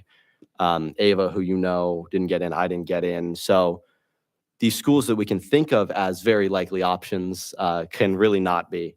And it's just, it's something that I've seen a lot lately of my friends taking it as a reflection of themselves and thinking, oh, my future is shot. Or juniors thinking, oh, why am I even going to try anymore? Because I got this 1B 3 years ago and somebody else got this 1B, and now they're going to have to go to the JC, so I might as well just give up now. And that's not something that we want to be encouraging with our students. And of course, there's a heavy mix of optimism and realism that we have to mix. Because I want people to think that they can go to college and really, really work hard for it, because even if they don't, all that work that they put in will be helpful to them someday. But at the end of the day, we don't want students to graduate thinking that they've wasted the last 4 years of their life just because they're going to college 15 minutes away instead of 2 hours away. And I guess I should mix in my own college news with this, because that's been a topic of undergrad scrutiny from the board recently. I was very lucky to avoid a lot of this. I mean, I definitely missed some predictions, some schools that I thought I would get into, I didn't. But I was lucky enough to get some offers from some schools that I honestly wasn't expecting to get into. And if waitlists hold and I don't get off any of them, I will be attending the University of Pennsylvania in the fall. And that's something I'm very excited about. But, we can't just say, oh, we have a couple of students that go to these good schools and point to say, oh, we're doing a good job of college readiness because these students are going to schools, when we have a lot of students that, whether or not they're going to college, can feel like failures when they do go to where they go.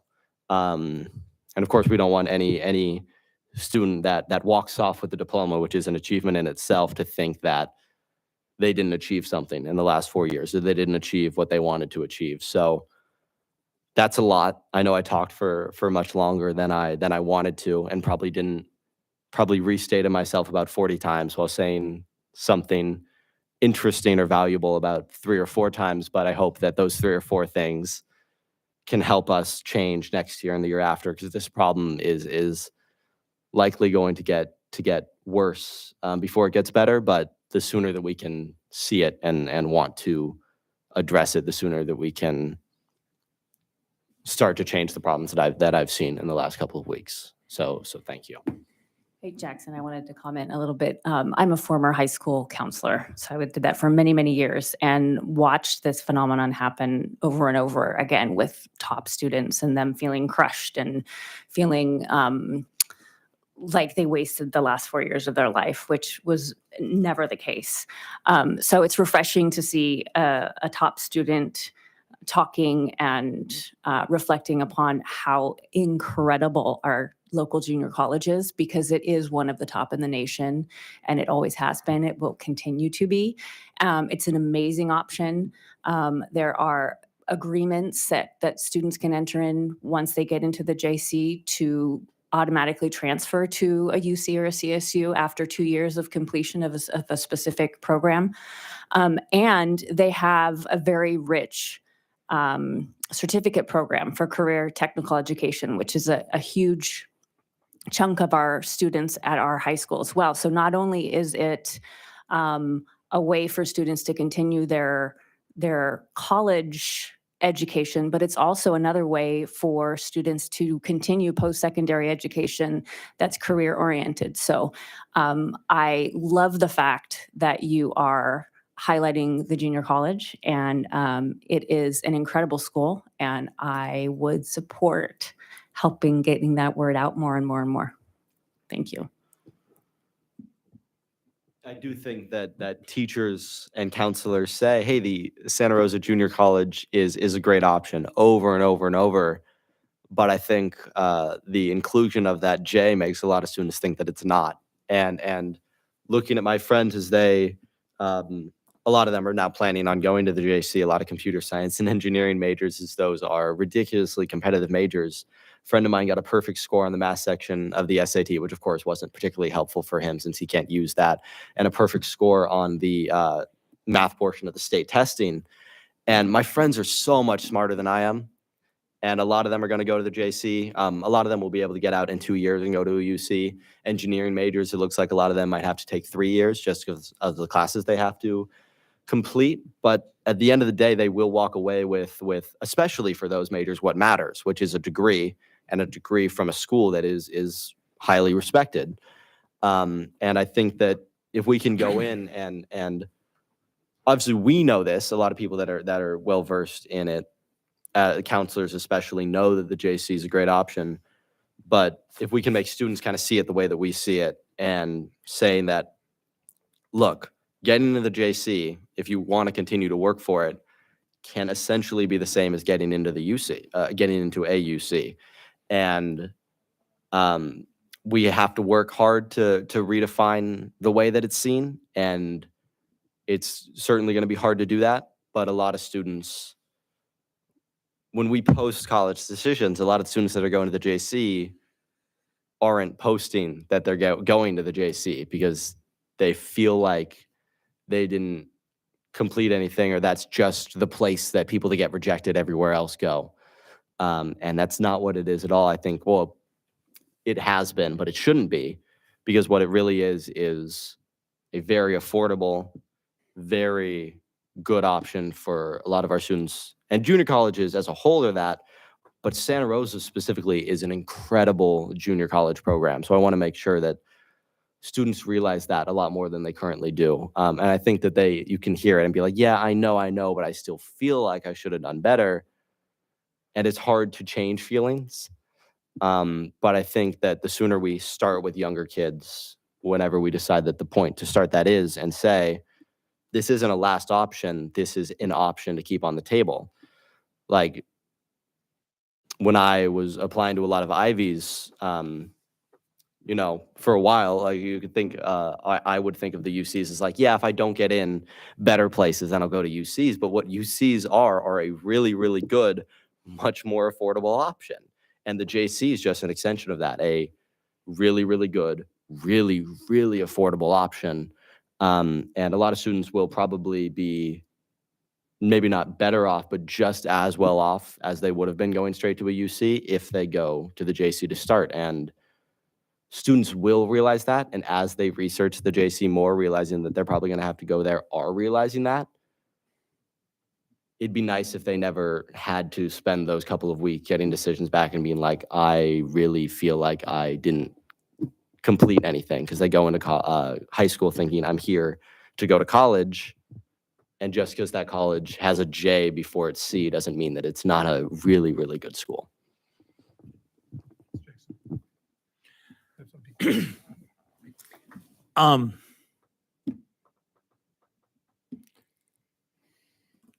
I could probably talk about this for hours, but I'm not going to. The JC, San Jose Junior College in particular, is so overlooked about its magnificence because it's so easy to get in. Graduate from high school, live in our area, have a pulse. They will let everybody in. But if you want to get out of there, you better buckle down and you better study a whole lot more than you did when you were in high school, especially in the math and the science departments. The education at junior college at that level is as good or better than any university in this country, in my opinion. Now, how can I say that? Because I know kids that go there and then they go to those prestigious schools with all the status, and that's all we're talking about is status, and they just cruise through in the beginning of the year. So I don't, the JC is something that people look at. Well, first off, if you're broke like I was growing up, the JC wasn't an option. That's where we were going to junior college because we were going to save 2 years of tuition and living expenses and everything else by going to school here local. So Jackson, I appreciate what you said, because I think you're right. I think a lot of kids and a lot of people have pressure on them, wherever it's coming from, family, social, wherever, that if you don't get accepted to school something, that means, man, you wasted your time, you're going to be a failure, you didn't do this and this and this. And none of that is true. None of that is true. Ultimately, everything, your success, everybody's success, all comes down to how much effort you want to put in to doing the things that you want to do. Doors get shut on people all the time of, nope, you can't do this, you can't do that, and you just go different places. But if you keep working, you will get there. And so so it's not a thing about San Jose Junior College. We just happen to we're blessed that the college that is near where we live is just such an amazing educational institution. So anyhow, I think the points that you bring up are really good, and that we need to help our kids understand that, hey, wherever you work as hard as you can, and wherever that door opens up for you, and whichever doors that are opened up to you that you go through, you just got to keep working hard. And the harder you work, you'll be surprised in life that more and more doors open up for you. And so anyhow, thank you for congratulations. Honestly, I'm impressed by you. I don't care where you go to school. You're going to do well, and you're going to be somebody. I think that's why we're all curious, not really of where you're going to school, but just where's your next step on the path of you becoming that superstar down the road. So anyhow. No? Okay. I want to thank you. Congratulations on Ben Franklin's University. Good job. thank you for your gravitas and your articulateness and your contributions to the board and pointing out the truth. When you were talking, it was striking to me that as a parent and have 3 kids who went through here and went to 4-year universities, every single one of them taking 2, 3, 4, 5 junior college classes while they're there to get through. The rules changed when you started school to when you got done, right? You're an 8th grader, 7th grader doing, I met you back then. And, we've changed, we pulled the carpet out from you and those like you and every other school who are now 12th graders, both in California and without. So, I'll just say thank you. You have set the bar high for the position. I think there are things we need to talk about with the administration. I've always not liked when we say college and career ready. I'd like us to say career ready. College is a way to get a career. I sat last night at the senior projects with a STEM 11th grader who is in the Build Academy. He is an apprentice carpenter, is going to graduate with no debt, start at $75,000 to $100,000 a year. He'll be a journeyman by the time he's 20, making $150,000 with overtime. And he said, people say, why don't I go to college? He said, I don't really like school. I like building that thing that's in the parking lot. And that's what I like to do. And there is a path, I hope, for everybody in our system. But I think we need to be candid about how the rules are applied now. And I think you said a good point. That may change again in a few years. But just thank you for everything you're doing. Before we see you again in May, you will be going again as with your 3-time reigning state championship Odyssey of the Mind for your 2nd straight. We're going to the World Championships, this time at Michigan State for the Odyssey of the Mind. So not another small thing, probably helped for Pennsylvania likes creative people. But thank you always for the time you take and the seriousness that you approach this position. It is a valuable thing and unusual, frankly, for boards in this county to have the continuity of student representatives like you and your predecessors that we've had these 4, 5, 6, 7 years. So good luck to you and thank you for sharing. By the way, Yes. I have a mentor for you. Uh-oh. Yes, one of the really, really outstanding wrestlers down in the Bay Area is at Penn. His name's Jeremy Ridge. His dad is they're big into music. He's a professional musician, and I will get you his contact information so he can show you around and teach you the ways of Penn. Thank you. And I know I appreciate that. I'll get that from you at the end of the meeting. I know I was long-winded, so I'll make sure to keep this incredibly short. But the same thing, Rich, that you said about me, how you have a inkling that I will be successful in college is really just a step on that path. And that's something that I was thinking about when choosing a college is what sets me up best for my next step. But I think that that's the way that I feel about all of my friends. They're going to every college that they're going to, because our students and my friends are all incredible in their own right. And I think that that's something that we all feel about other people a lot of the time. And really what I could dilute this presentation down to, and maybe should have from the very beginning, is that's what I want every student to start to feel about themselves, is that wherever they go, it's not a indication of their success or an indication of their quality or where they will end up. It's just a step on the way to where they will end up. Thank you. You are wise beyond your years. With that, Superintendent, match that. I think for the sake of time, I may hold mine and we can move forward. So let's move on to Staff Association. Is he still here? You have driven away Mr. Jolly from the union report. It might come back. Okay. Let's briefly with a Board of Trustees report. And what, where is our construction report on our agenda? Are you on the consent items or are you an action item? Okay, we will do you first, an action item, and you are first. So thank you there for your patience. Okay, go ahead. So staff, trustee reports. All right. Edna? Well, no. Isn't this bringing back great memories? Anyhow, I just want to let you know, I did go over and I did see the bell. Actually, I don't know if you guys can put it up on the screen. Okay, so I don't know. Okay. Let's see. It's coming. You guys let me know when it is here. So I went out and Yeah. so the bell is alive.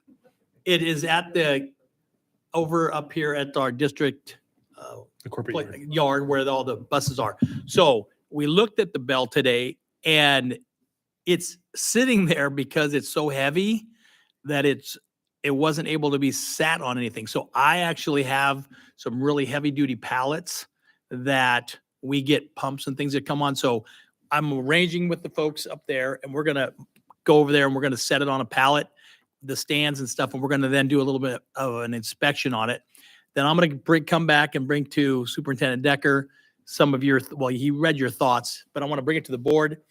I think we can restore this because I have people that work for me that are specialists. Actually, one of the guys, Andy, went to Anley High School and he's a blacksmith and knows how to fix some things. And another guy that I hired that is a fabricator that is an amazing guy. Anyhow, we're going to get it back in working order. And we have some ideas based on the pictures that you gave me of how we can do something. And so I'm going to bring it to the board and get some ideas going. So I just wanted you to know that not only is your, not as your years of service to our district is appreciated, your history that you know about the bell and everything else also, and we are going to make sure that we take care of that thing and do something really nice. I gave you the history for the bell. I'm going through some other history.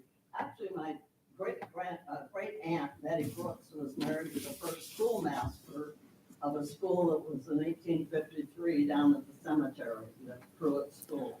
And that's the story of school, but it's, I'm not the only one that has been asking, where is the school bell? I'll say something about the school. Yeah, where is the school bell? Thank you. Yeah. And I really believe that it was in a safe place, but I do feel, and I hope it gets put someplace other than just on pallets. Right. It's gotta be a better foundation. No, we're just going to put it on the pallet just to get it up off the ground. But we've got some ideas that I talked to you about before, and I'll bring that before everybody, and we'll get it. So anyhow, thank you for bringing that back to the level of everybody's consciousness, and hopefully we're going to have something. As Stephanie, our trustee Stephanie Maud says, she goes, I want to make a decision and I want to get it done quick. So she's wanting to get some things done quick, and we're going to work on this, and I think we can get it done quick. I would So- imagine we will probably have a bell somewhere, invite you and your colleagues from the Historical Society around the beginning of school. Let's just sort of have an aspiration that we can do that. Thank you for your patience, Edna. It's always a joy to see you. Well, I thank you for the time of this, but it is important, and, it stayed at that Windsor School for 70 years. So It's because nobody could steal it. It was anchored to the ground so well. So thank you very much. God bless you. And thank you, Rich, for that report. Did you have anything? Go ahead. The only other thing I got, just real quick, is that I was appointed to be the CSBA representative for Sonoma County to the CIF NCS Board of Managers group. I know it's a big old long thing. It took me a while to actually figure out exactly what I was doing. But anyhow, they go over all the different issues regarding extracurricular activities in the North Coast section. So we went down there Friday. Brian and Jamie went as well. And so I tried to get them to move one future meeting. They said no. So Brian's going to go in my place for that one. So we already got it dialed in.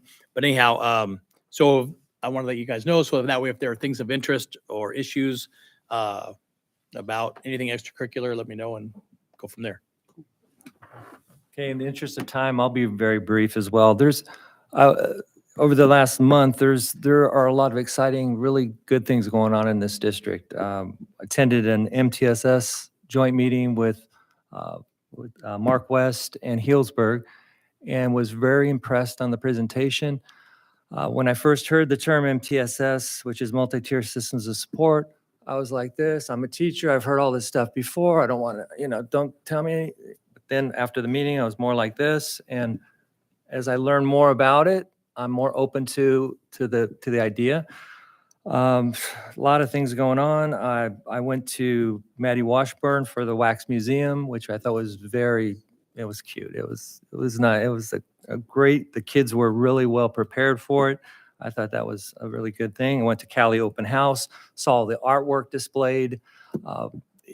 looked like there were lots and lots of people there. There were the food trucks, and it was fantastic. And I think I've done other things too. Gone to the high school to meet the people coming in for the senior project. So a lot of things going on. A lot of good things going on. Leave it at that. My only comment is we'll probably hear Jackson's name again. Next Thursday is the senior awards at the high school. If anybody's available at 6 o'clock, it's absolutely inspiring. Our friends from the We Foundation will be giving out almost as many scholarships, I think, as the Rotary Club does. So it's really inspiring to just get that laundry list of the amazing things that our students are doing. And there's concerts and open houses at all the schools between now and school will be out in how many days? But like 6 weeks or something like that. So, okay. We have had a long meeting so far and we're almost to our action item, ladies and gentlemen, almost. So if we could briefly do the minutes and we'll do the staff recognitions, if we could perhaps do it slightly briefly on the narratives, however you'd like to do that. But you're going to hear the narratives at the meetings. yes. Also. I can skip it and we can just do it at the meeting. Let's make the mention here. I think that's valuable for us to do it. So on 310 then, let's do the approval of the minutes of our March 9th. And again, as Paul mentioned, we did have a joint meeting in here a couple of Mondays ago with two sister districts. And again, want to recognize Assistant Principal Ferrer and Principal Decker on the leadership that we got on that. There's so many things that happen that, you know, it's amazing here. And it's really cool when we meet with other boards of trustees and their superintendents where they say, boy, we sure wish we were you guys. Even when we were meeting over there, the room was cool and they were green about that. So I'd entertain a motion then if we can do both at the same time, unless there are any changes, approval of the minutes of March 9th and the special meeting on April 10th. No, you just say I have a motion, yes? Okay. Yeah, motion. Okay, thank you. And a second? And I second the motion. Okay, all in favor? Aye. Aye. 1302. Okay, Peter.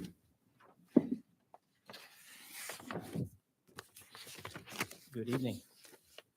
So continuing the theme of success that we have had tonight, I'll be presenting, not fully though, the Windsor Unified School District staff recognition for April. For those of you that don't know, we, the Windsor Unified School District, are committed to recognizing our staff's effort and excellence each month. So although you'll not meet your honorees tonight, we will meet with them Tuesday, the 25th of next week at North Bay Med Academy. And I think you've already received the invitation, but if you haven't, I'll make sure there is one in your inbox by the end of tomorrow. And we're going to be recognizing two of our finest from North Bay Met. So for the classified staff, we'll be recognizing bilingual liaison Nora Luna. And from the certificated staff, we will be recognizing the triple threat Windsor Unified School District teacher, North Bay Met teacher, and Windsor Oaks teacher, Nate Thompson. And I'll be happy to read those to you when we meet on the 25th. Thanks, y'all. Thank you. And what time is that on the 25th for us? 8 a.m. for your staff meeting. I will say that the three of us here and Trustee Ahmad was also able to go. We were at the high school at 8 a.m. in the library for the first two honorees, both a certificated teacher and a classified employee. It was very heartfelt. It was nice. I know both of them. And what was cool is doing it in front of their peers. It seemed to really resonate with taking, again, that time like we recognized the volunteers nigh 2 days ago when we started the meeting. It's just a valuable thing. It takes a little time, but it's not that hard, and it carries a huge message. And so we look forward to, you know, with your team over there, Forrest, on Tuesday morning at 8 o'clock. Okay. With that, Trustee Carnation, would you like to lead us through the consent items? Do we still want to pull 4-3? Yes. Okay. So we'll pull 4-3 and do that second. Okay. I'd like to make a motion that we approve consent items 4.1 through 4.18, excluding 4.3. That would be my motion. Okay, I'll second that. Okay, all those in favor? All right, that'd be 1302. All right, do we have, Okay. do we have to get public? We do not have to have public comment on that. Okay. Okay. And so let's go then. We have pulled for additional discussion at Trustee Corgano's request, 4.3, the out-of-state conference in Vancouver. And I don't know if Jeremy or Sharon or who's going to expand. And I know you've spoken to Paul. I don't know, maybe let them start and then we can have the questions or comments about 4.3. Thank you. And then we will have a separate vote after that before we go to the 5-0 calendar. Is it freezing cold in here?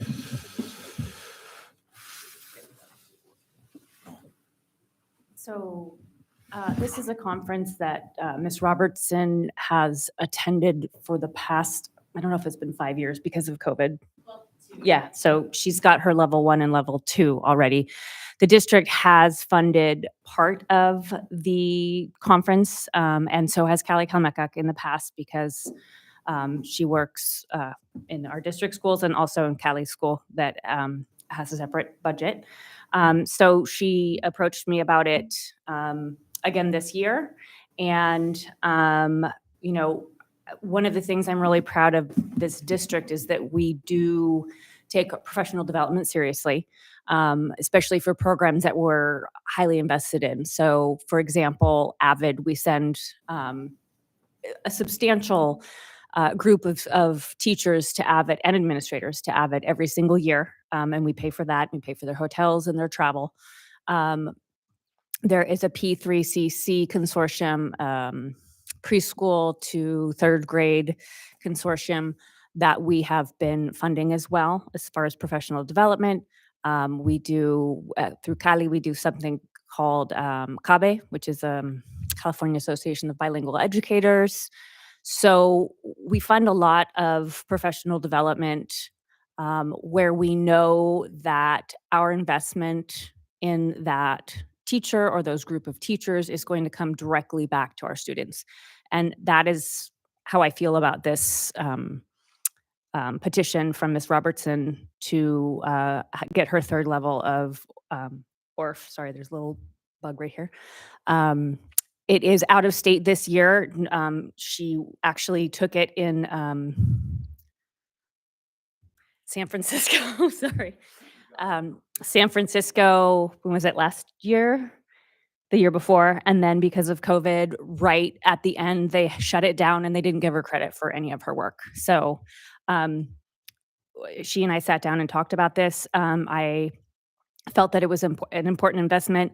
I did tell her that I didn't feel comfortable covering the cost of the car and the food for her. So I asked her to absorb that cost. And if you want her to talk a little bit about this, I'm sure she would be more than happy to.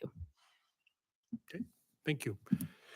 You are the ones with questions, sir. Yeah, well, that really wasn't my concern. I mean, my concern is that a lot of teachers take professional development. I took professional development all the time and I was never compensated for any of it.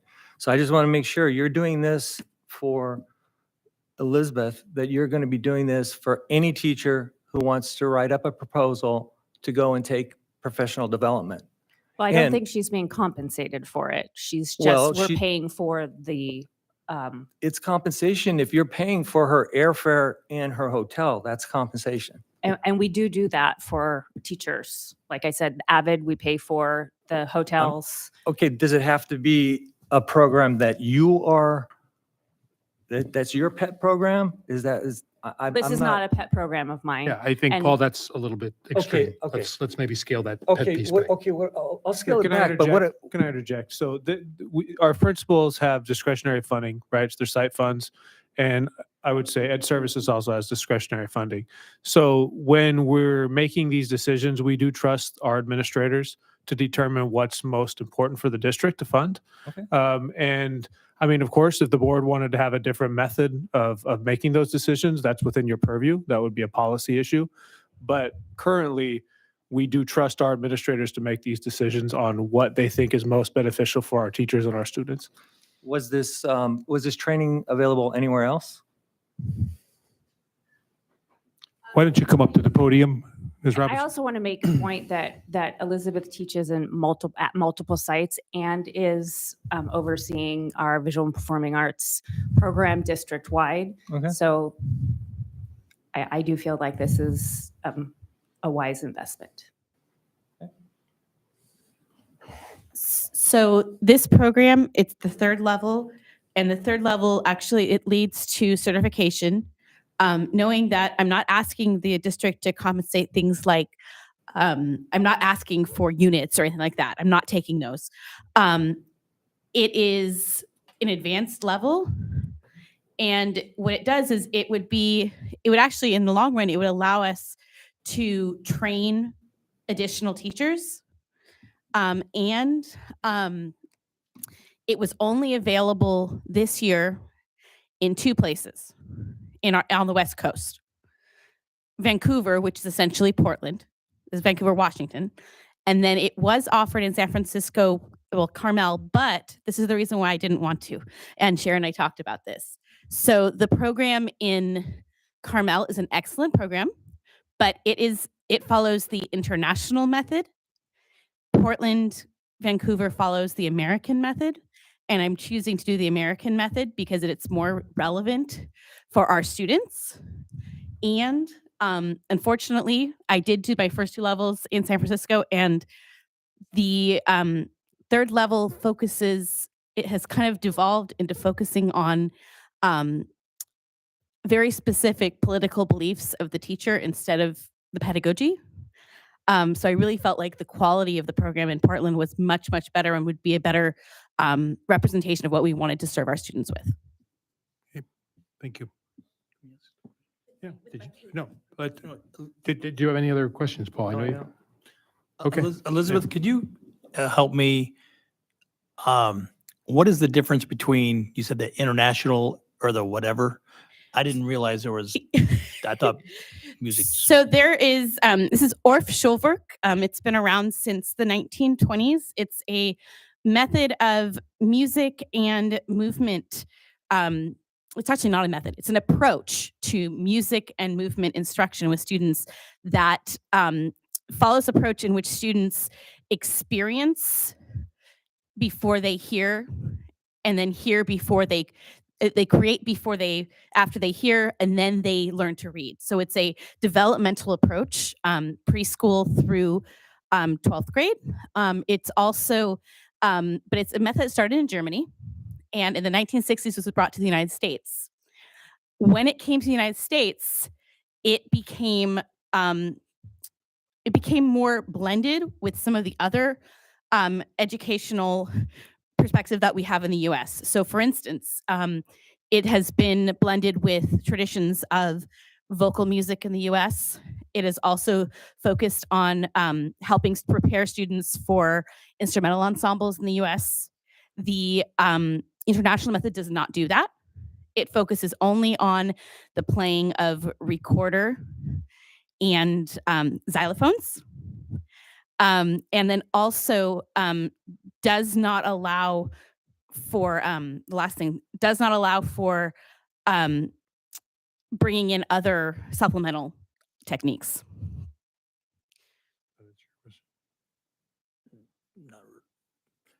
Thank you. So, Paul, I appreciate, thank you for it. Before we vote on it, I think you had raised some good points. What I'd like to do, I think, because I had actually asked Jeremy when I got to the closed session before, a little bit about site-specific and PD. And at the high school, there's the cores have CTE, and then you have some budget. I understand the assistant principal and curriculum education. And maybe we could get an update about what the policy is or is. I may not be a policy, it may how it's applied, right? Where those resources come from. And also perhaps some input from, I'm sorry that, Paul was waiting patiently here as a stand-in for 2.5 hours, but also a sense from our WDEA partners about where they are and their understanding. I think that you raised some good questions, and Paul and I did speak on the phone about it a couple of days ago, and he gave me the courtesy, we'll pull it, and we'll pull any item that any trustee wants to. I think there's some follow-up of certainly things that I would like to get a little bit more information about where we are, how we got here, how it is in application. Right? I don't want to have make work, but maybe assemble that for us. Yeah, thank you, Bill. I think I just would feel more comfortable if there was a procedure in place, or that something I don't know about, board policy in place that I'm unaware of. Okay, let's follow that up and we'll talk about it. Yeah. So I understand. So what's being requested is that I bring back kind of what the procedure is, not a change in our current practice, but let you know what the Yeah, procedure is. I would suggest that give us a status quo about where we are, right? Where the Okay. money is, how much we spend, how it gets allocated. For example, I heard last night that, in certain of the cores at the high school, they get CTE money and they can go to conferences and sometimes it's required that they go, right, to keep that partnership academy going, where other discretionary money is used to apply. And I just didn't know anything about this. I was sitting there for 2.5 hours with a particular specialty teacher who I've known for a while. So I think just give us a snapshot about where we are, kind of how we got there. I'd be interested in what the amount of money is, right? Are we allocating enough money to PD? Is there unmet needs that are stacking up, right, that don't get funded? Or I don't know. Just realize it's going to change every year. Like, for instance, these are Understand. one-time funds that were educator effectiveness funds, right? So it depends. Okay. When we're flush, because the state gave us lots of one-time funds, we're able to say yes more to teachers. But there's often times where we're not. So how about if I talk with Jeremy and we kind of craft this for an update? June's very busy with budget stuff, so maybe we can just talk a little bit about how we assemble this together. I think it's stuff we already know. I mean, when I talked to you briefly and some others, it's like, oh, here's how we do it. Like, oh, okay, I didn't know that. I think to your point, I don't know that we know. I think we assume. So I think if we did get a kind of a high level view of kind of like, what as a district we have spent last year X on these type of things, just to kind of get it, so we get an understanding. It also helps us to know, how much are we investing in our our tools, our teachers, are the people that are helping us, get this into our kids, right? So, I mean, I'm kind of conflicted. So I know exactly where Paul's coming from on this issue. And I'm thinking that as a business guy, I would think a certain way. But then on the other hand, Elizabeth right now is our person in charge of that program. Correct. So is she going to pick something up there that she can now distribute to everybody else below? That's kind of how I'm looking. So, well, we're investing there. We're doing it. So it's not really clear cut, but I think Paul has kind of brought something up that I think we kind of maybe assume. And I think it would be good to just take a little snapshot, take a look at it and see if it is what we've assumed or if it's a little different. To your point also, it's going to change with how funding comes in. And if I've learned anything about being on this board, I kind of knew it already from my dad, but man, there are so many different little pins of money, and it's only can pop And that what they can use balloon for. or that pin's got to go away. This is calculus plus AP plus. So anyhow, Okay, but to the point, if there is only so much money, is this the best use of the money? I mean, there's the whole thing about the science of reading. We're failing our young kids in this district. So, I mean, is there conferences on that we could, I'm just bringing up questions. Paul, actually, there that- are, and we've been working with that through P3CC, and we're looking at a presenter by the name of Nancy Akaban to come. We've attended conferences that we've paid for with for our teachers, for a significant amount of our teachers and administrators. So, I do have to say it's hard for me to stand up here, and I hear your doubt, and I appreciate the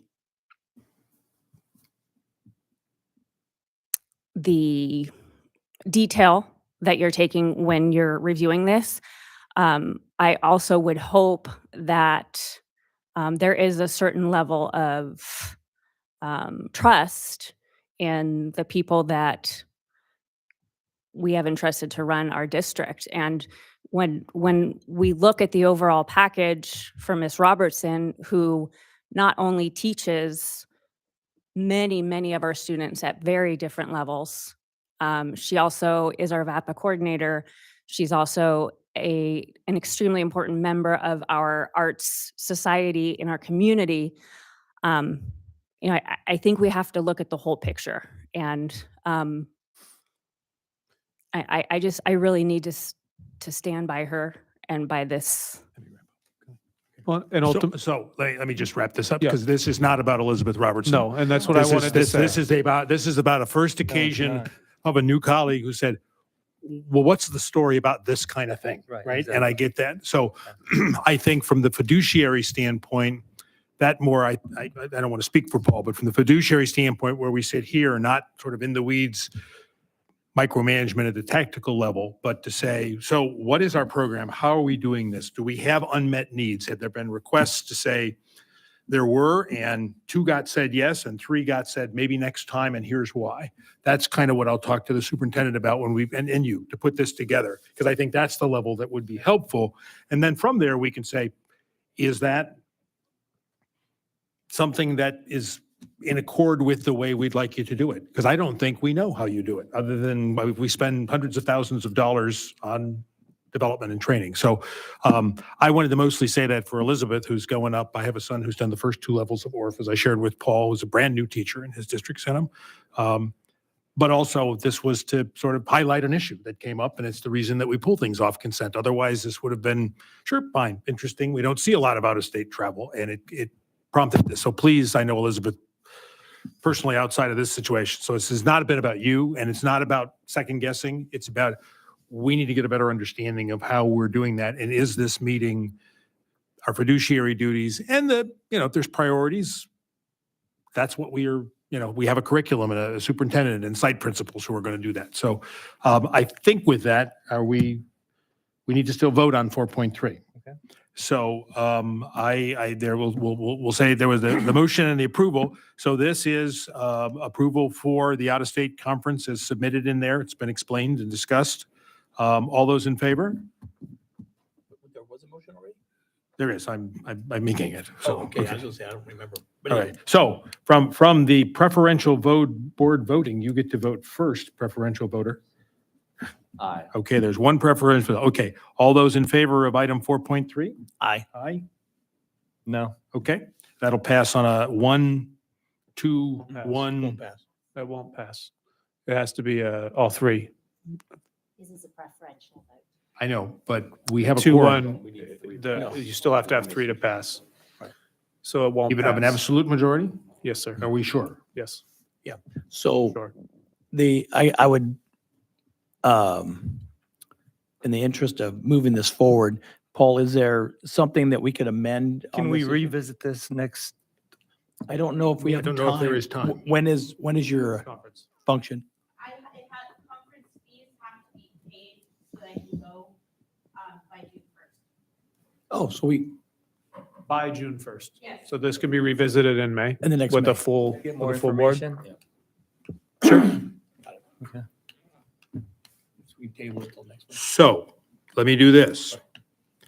Would it be acceptable to the board to pull this item and we will table it so there is not a determinative vote one way or the other Mhm. today, and we will revisit 4.3 in May, and we will have a decision. So so that all right, is that acceptable? Yes. Okay, so we will amend the agenda then. We will pull 4.3 and not act on it today. But thank you very much for everyone, and we will have, So Bill, so we should be able to, at that meeting, when we bring this up again, have that snapshot though, would it be We'll do possible? our best. I Yes. got to tell you, this is not as I mean, clean Jerry, as just this is, saying. I'm talking super high level. It's going to be difficult. I just need you to understand that because I'm going to have to dive into principal budgets to really give you a true snapshot of what this looks like. Yeah, it's easy for me to say this is how much we spend on these number of days of PD, but this isn't as clean as that, Got what it. you're requesting. Would it be difficult to go back and show how many of these requests have gone through that Yes, requested? I'd have to go to each principal's budget and go through their budgets. So it's not clean and easy. I just need you to understand that I'll do the work if you want me to do the work, but it's not going to be clean and easy. so I will say, having been sitting here for nearly a decade, never have I seen the board not approve a professional development request in-state or out-of-state in that entire time. Never.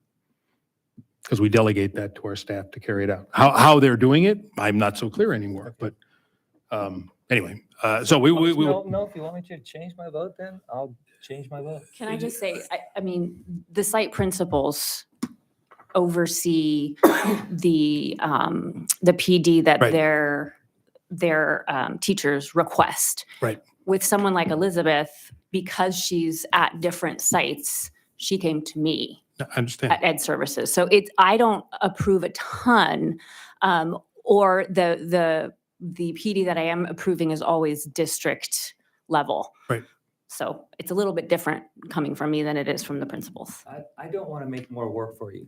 If you're telling me that that I need to trust you, then I will go along and change my vote to yes. I think that I can still, with time, provide a better update. I'm just hesitant to commit to that by May, knowing that this has a timeline to get it approved. And for example, I mean, you know how much time we spent on the budget and conversations. We have a May revise, and so. No, I that's understand, the and I have no reason to believe that you're not doing what you're supposed to be doing. I just had questions on how this whole thing works. I understand. We talked, Paul. So, and Paul, I think, Okay. and I appreciate you being willing to revisit. I think we can do both and. I think we can approve this one. We flagged it and talked around it, and let's get a thorough, comprehensive look, because I think the lion's share of this is happening at the principal level. And I wouldn't know, for example, and Correct. again, Paul's not here. I'm just going to keep pointing behind you, Sharon, because that's where Paul was sitting. You know, that is there, I don't know. I'll put Windsor High School on the spot. Brian, I mean, do you approve? Do you approve 90%, 80%, all of them? Provide a single plan for student achievement that this board approves, and that's made in connection with our leadership team.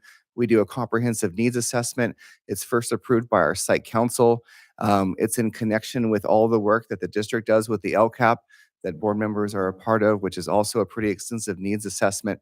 So all of that's put together in documents that then come to the board for approval. Our hope is that once it is approved, that we do have the freedom to take action to be able to execute those plans, which we then revise again at the end of the year based on our data. And then we create a new plan that we then submit to the board. And that would be a chunk of money that you had discretionary site Correct. control over. In topic areas, Right. there's Yes. focus Right. areas Okay. as well. All right. And for example, this will be reported in the LCAP. Right. It will be a revision of the LCAP because it wasn't written into the LCAP, but because it is a big expense, it will be written into our annual update.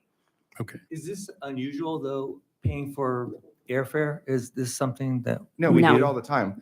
In Okay. fact, our illustrious No, that's athletic what- that's director what I'm is asking. as an athletic director conference right now, along with, most of the athletic directors. So we do that when it's necessary, but some of these specialty teachers, like, music directors and athletic directors, and they Teachers. they have to go, to where the conferences are. And as was mentioned before, we all look forward to going to Avid because it's a wonderful but expensive experience. But it's necessary, and that's something that was built into our plans from the beginning because we know that we need that professional development. As you know, we're required to have professional development for our WASC status and everything. Right. So, but yeah, just know that there's lots of checks and balances with our site council, with our leadership teams, and then of course this board has to give the final say when they approve our plans. Thank you. Thank you. Are you willing to reconsider? Okay, we're going to reconsider and do a quick vote on 4.3. We'll restore it to the agenda. You're still a 1. Aye? You're going to have to, no, I'm just kidding. No, I'm not. I get a 1 hour. Okay, thank you. And so, 3-0. yes, on 4.3. And Paul, we're so consensus driven here. This is not a problem to say, I've got a big question about this, because I think you've raised a number of points for us to say, please help us understand this. I mean, this is hundreds and hundreds of thousands of dollars, and it sounds as if maybe in your experience up at Cloverdale, the flying here, was not. I did not realize that, the principal says. I never saw, I never saw it. Okay. So.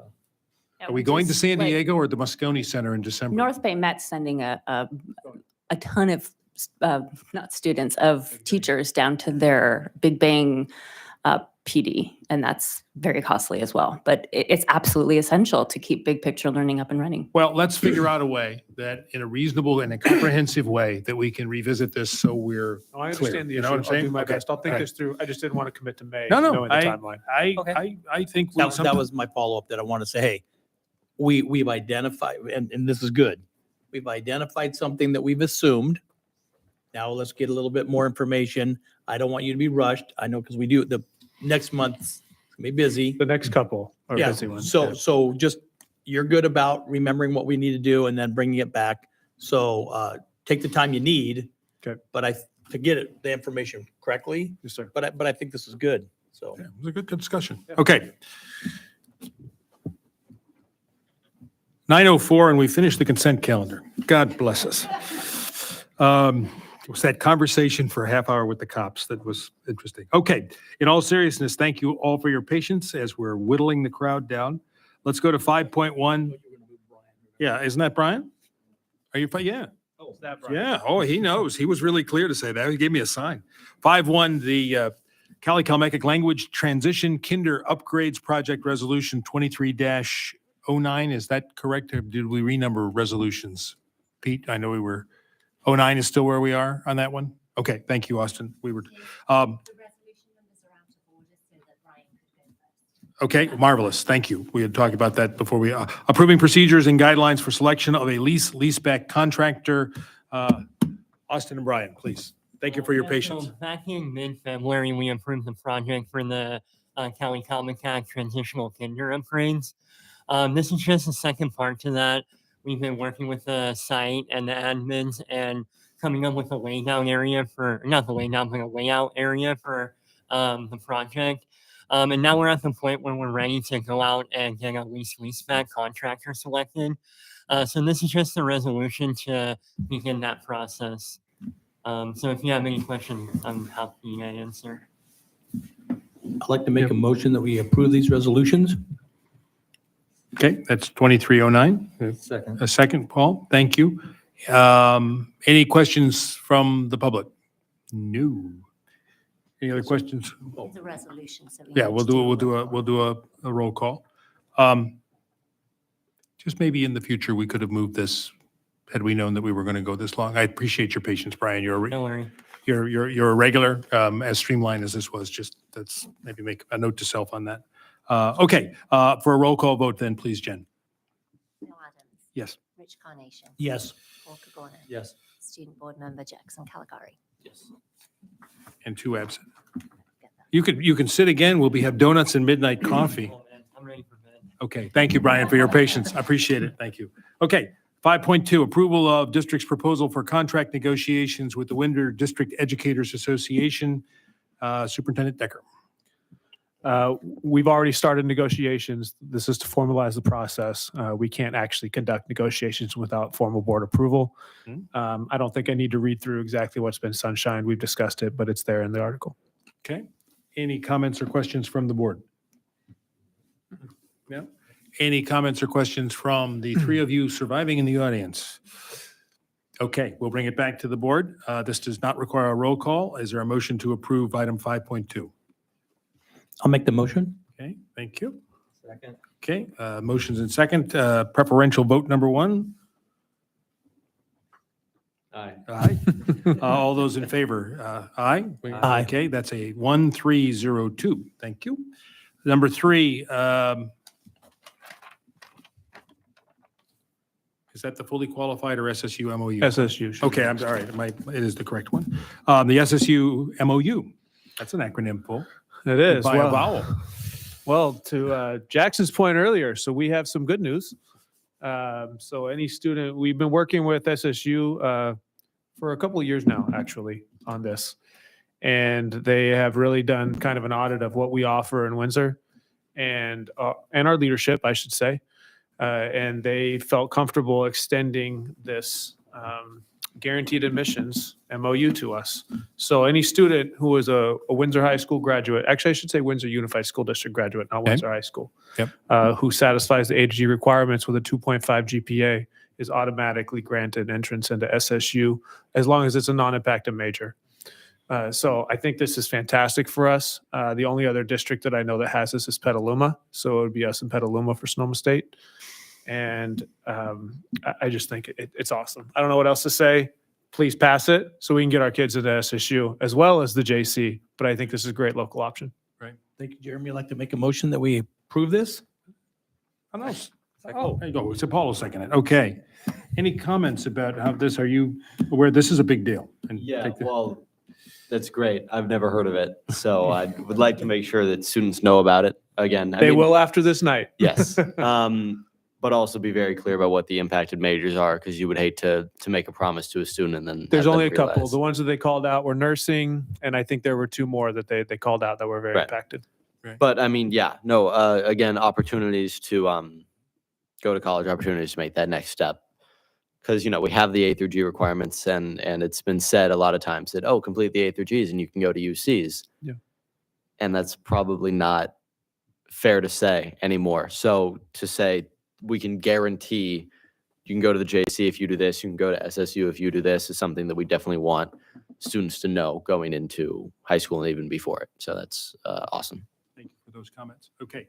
All those in favor then? Do we have a motion? Yep. Okay. Preferential voter number 1. Aye. Aye. Okay. All in favor? Aye. Okay. Aye. 1302. Item 5.4, consideration approval of declaration of a need for fully qualified educators in the 23-24 school year. We have talked about this before, but help us understand this, Director Sullivan. We have. So the submission of the declaration of need is an annual prerequisite for the issuance of any emergency permits within our district. And as you know, with the hiring crunch and trying to get as many qualified teachers in classes as we can't always facilitate the proper credential at the proper time. So each year we submit a number of estimates in subject areas of need. This year specifically, we have 2 in math, 2 in English language arts, an estimate of 1 in science, 1 in special education, and 1 in health. And so this is just something that we will annually do. This is our submission for this year, or well, for next year, sorry. Thank you, Pete. Any questions by the board of this? Okay. You can wave your hand, the 3 in the back or the 3 in the closer audience. Okay, seeing none, we'll bring it back to the board. Is there a motion to approve item 5.4? I'll make the motion to Okay. approve. Thank you, Paul. I'll second it. Seconded by Rich. Preferential voter number 1. Aye. Okay, all those in favor? Aye. Aye, that'll pass 1302. Item 5.5, the consideration of approval of position control reduction notice and action. He's back. My squats and my steps. Get you that radio voice. That's right. It's my radio voice, apparently. So I might lean on some of my colleagues here because position control is relatively new to me. But just so you know, when we open this, I would like to say we are not laying off 143 teachers. But it is the amount of extra FTE we have that is unclaimed, not viable, not used currently in our system, which is Escape. And we use Escape in order to keep track of all of our staff. And so each one of them is allotted a position number. It's called a PC number. And so I like to think of those PC numbers as chairs. This is how Mary Berkey actually described it to me when she was giving me some help on what it would be to be a HR person. And if you can imagine a table with a bunch of chairs, if you have a person who is not in a chair, you can pull that chair away from the table and it's no longer going to be somebody that you would have there. But sometimes if a person gets up and leaves that table and that chair is empty, you want to fill that chair to complete the process. We have, over the last quite a few years, have amassed quite a few empty chairs that have not been removed from the table. And so what we're effectively trying to do this year is through a months-long process, working payroll, working directly with human resources, and a lot of work from my department and Austin's department, we have gathered up every position control number that is not currently being used. So no one occupies these positions. They are not viable, so they're not being used.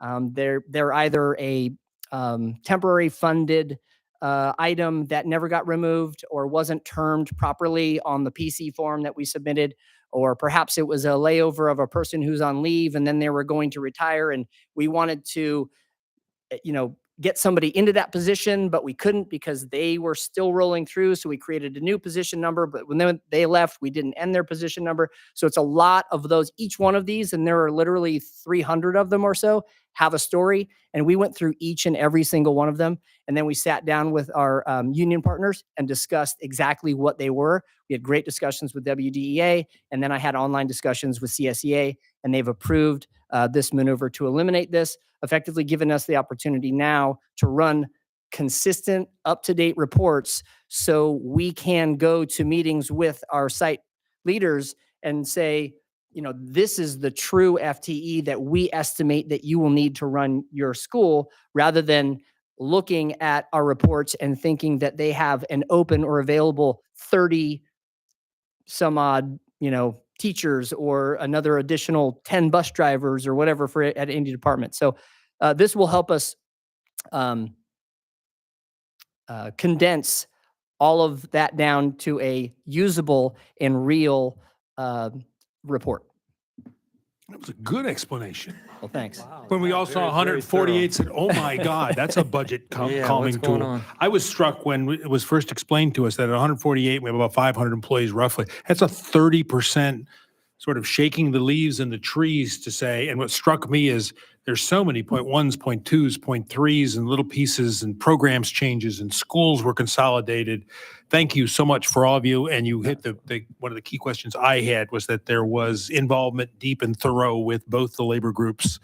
And so thank you for to you and them and everybody, at payroll and business office to just clean the house on this so that we can start fresh. Any other comments or questions from the board? The only thing is I would next time use the analogy more of like keys instead of chairs. Because when you were starting, I'm thinking, oh my God, this musical chair, somebody got it yanked out from under them and they're all chasing around each other. And versus all the keys that you accumulate and you can't remember what that key went to anymore. And you've put it in every. It's okay, Grandpa. It is. And I have a truck on the side and I put the keys and it didn't work. So that one's thrown out. So I'm just saying. I'd like to just end by Yes, giving sir. props to Austin. He ran all of this. He straddled both departments, and he's been leading these 90-day meetings with all of us, and he really planned it out extremely well. He marshaled all the resources, led all the meetings, and did a fantastic job. So good Wonderful. job. And any comments from the audience on this? And Pete, we were adjusting resolution numbers before we came over here. 10 and 11. Okay, so 10, 10 remains the declaration. that's 5.9. That's the school. We have 8 and 5.6. Teacher, So this is 11, I think. and 11 is the one we just did. Okay, there is a resolution number that needs to get reconciled for this, Jen. We will sort out which one it is since we've done them out. I think it may be 11. Yeah. That's fine. We had 2 we were looking at and they were both 10. So whichever one this is when it's left over and we've done all the rest of them, but we will need a roll call vote for this as a resolution. And thank you, Pete, for that explanation, and Austin for leading the charge on the key chair thing that we did. I'm here for you. Yes. Yes. Yes. Student Board Member Jackson Caligari. Yes. Okay, we're rolling now. 5.6, public hearing on the sufficiency of instructional materials, Resolution 23-8, Assistant Superintendent Ferrer. We can almost just do it from. Is you this guys- like resolution night or something? This is like. Yeah. Yeah, this was required, and since I'm new and it's my first year doing this, I didn't realize this had to get done. So I'm doing it. Normally it would be done earlier in the year, and it has been put on the board calendar for next year to be done at an earlier time. So this is a notice of this is a resolution for sufficiency of instructional materials. We did post a public hearing notice to alert the community regarding this, and voting on this will basically tell the community that we have sufficient academic content standards covered through our textbooks, our science equipment, our supplementary material, and that all of our students have equal access to these Okay. materials. So in that vein, I will open the public hearing on the sufficiency of our instructional materials for item 5.6. Any comment from the public on that? Seeing none, we will close the public hearing. I think we can bring it back to the board then for a motion. And this is 2308. Do we know that for sure, Jen? Yes. Yep. Okay. So it would be a motion to approve then, now that we've had the public hearing, the resolution 2308 or whatever number ultimate. I don't want to second guess the numbers, but it is a resolution. So we would need a motion and a second on that. I'll motion. Okay. Paul is the first and Rich is the second. Thank you, Yes. Rich. Well done. Preferential. So this is a resolution. So by roll call, please. Phil Adams. Yes. Rich Carnation. Yes. Paul Kagorno. Yes. Student Board Member Jackson Caligari. Yes. Okay, thank you. Moving on to 5.7, the California minimum graduation waiver, which I believe was alluded to in Student Board Member Caligari's report about things change over time. Talk to us, Sharon, about this. So this is a waiver that we're requesting from the board to actually benefit specific students who have received special education services and are not on track to meet all of the local requirements. They are on track to meet the state requirements, but not all of the local requirements. This surfaced partially because of a legislative report that I attached here that specifically called out the need for California to respond better to students with that are receiving special education services and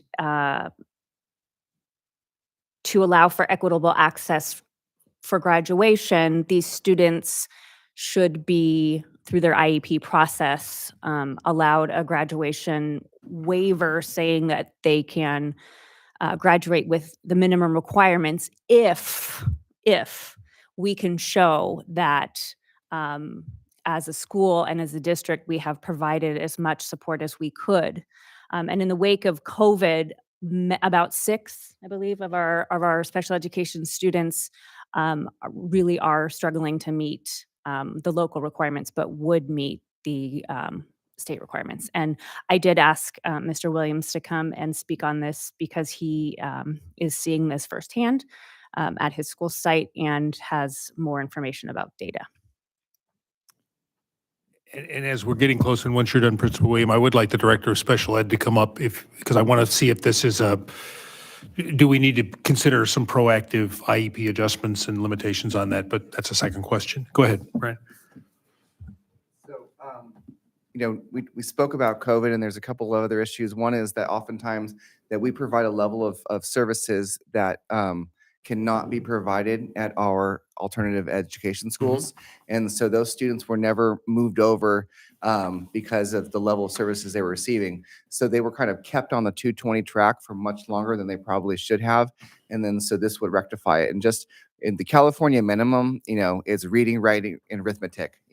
It's the electives that are removed. A year of English is removed, but they're still doing 2 years of science, 2 years of history, 3 years of English, Algebra 1 plus or Math 1 plus an additional course, 2 years of PE.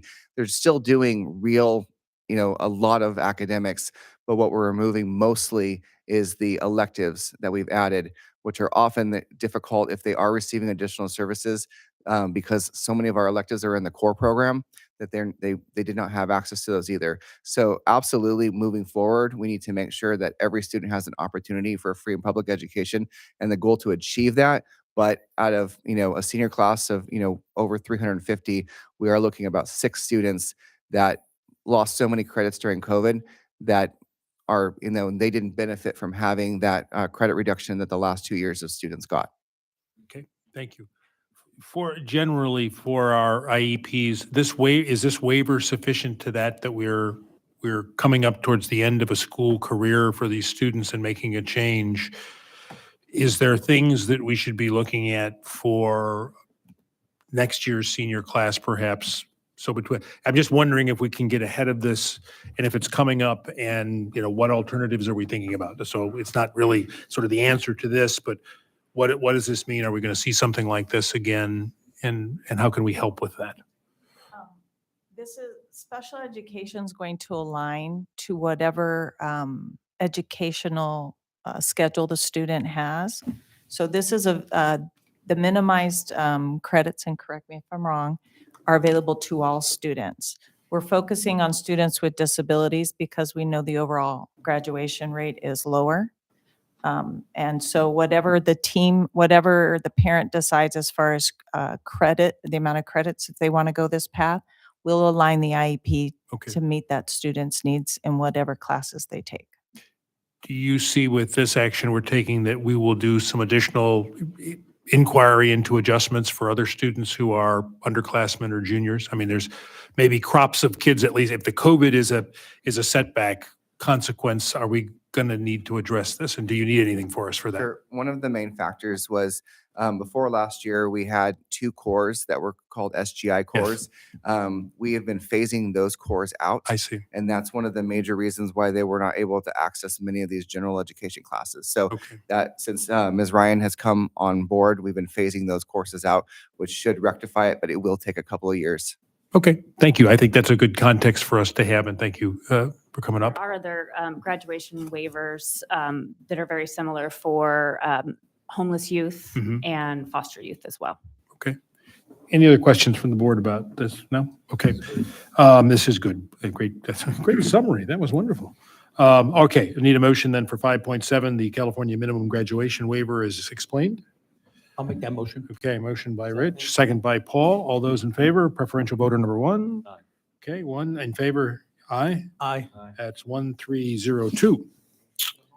Thank you. You can now go home. Call the athletic director, or whatever time zone she's in.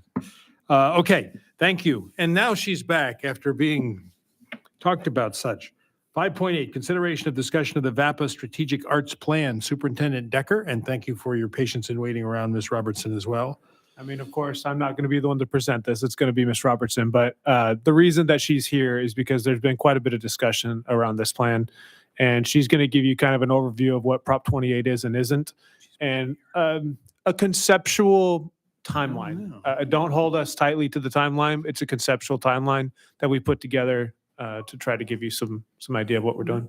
Who are you looking for, Bill? Jessica, was she coming up? Yeah. Okay, never mind. Okay, I'm sorry.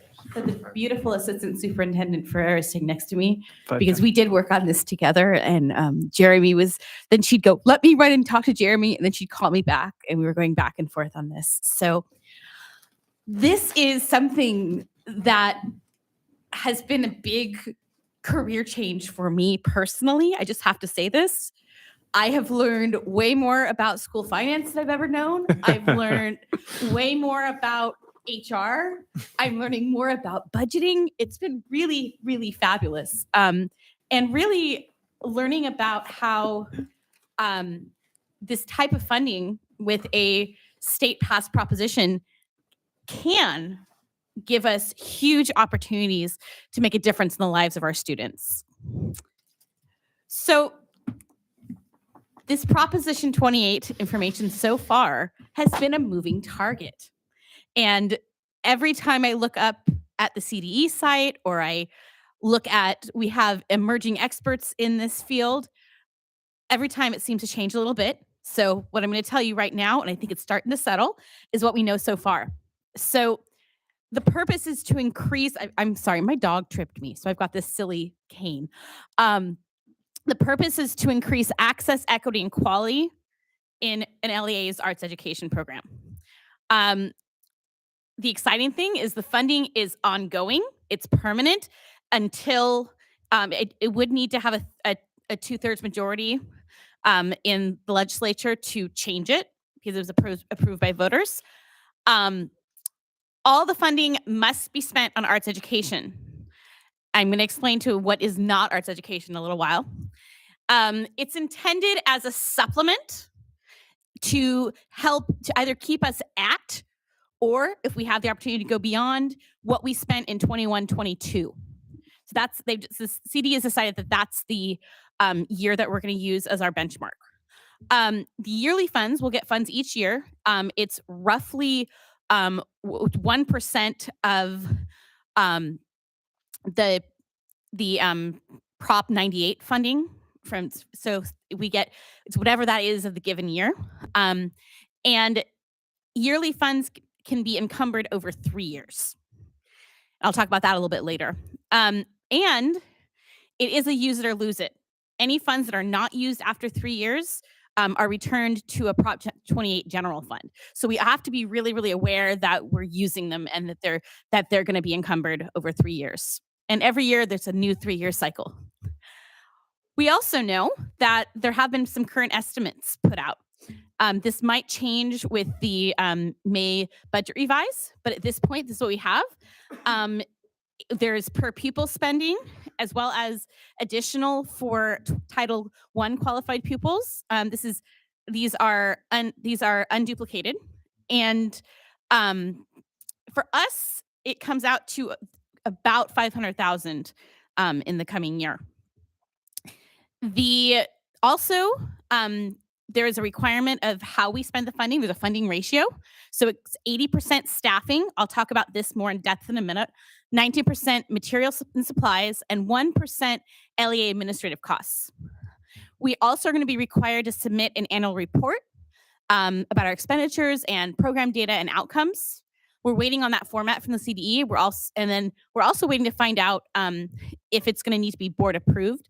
We're guessing it probably will be. Of course. Got to make sure all the I's are dotted and all the T's are crossed. Now, there are things that we're still not sure about.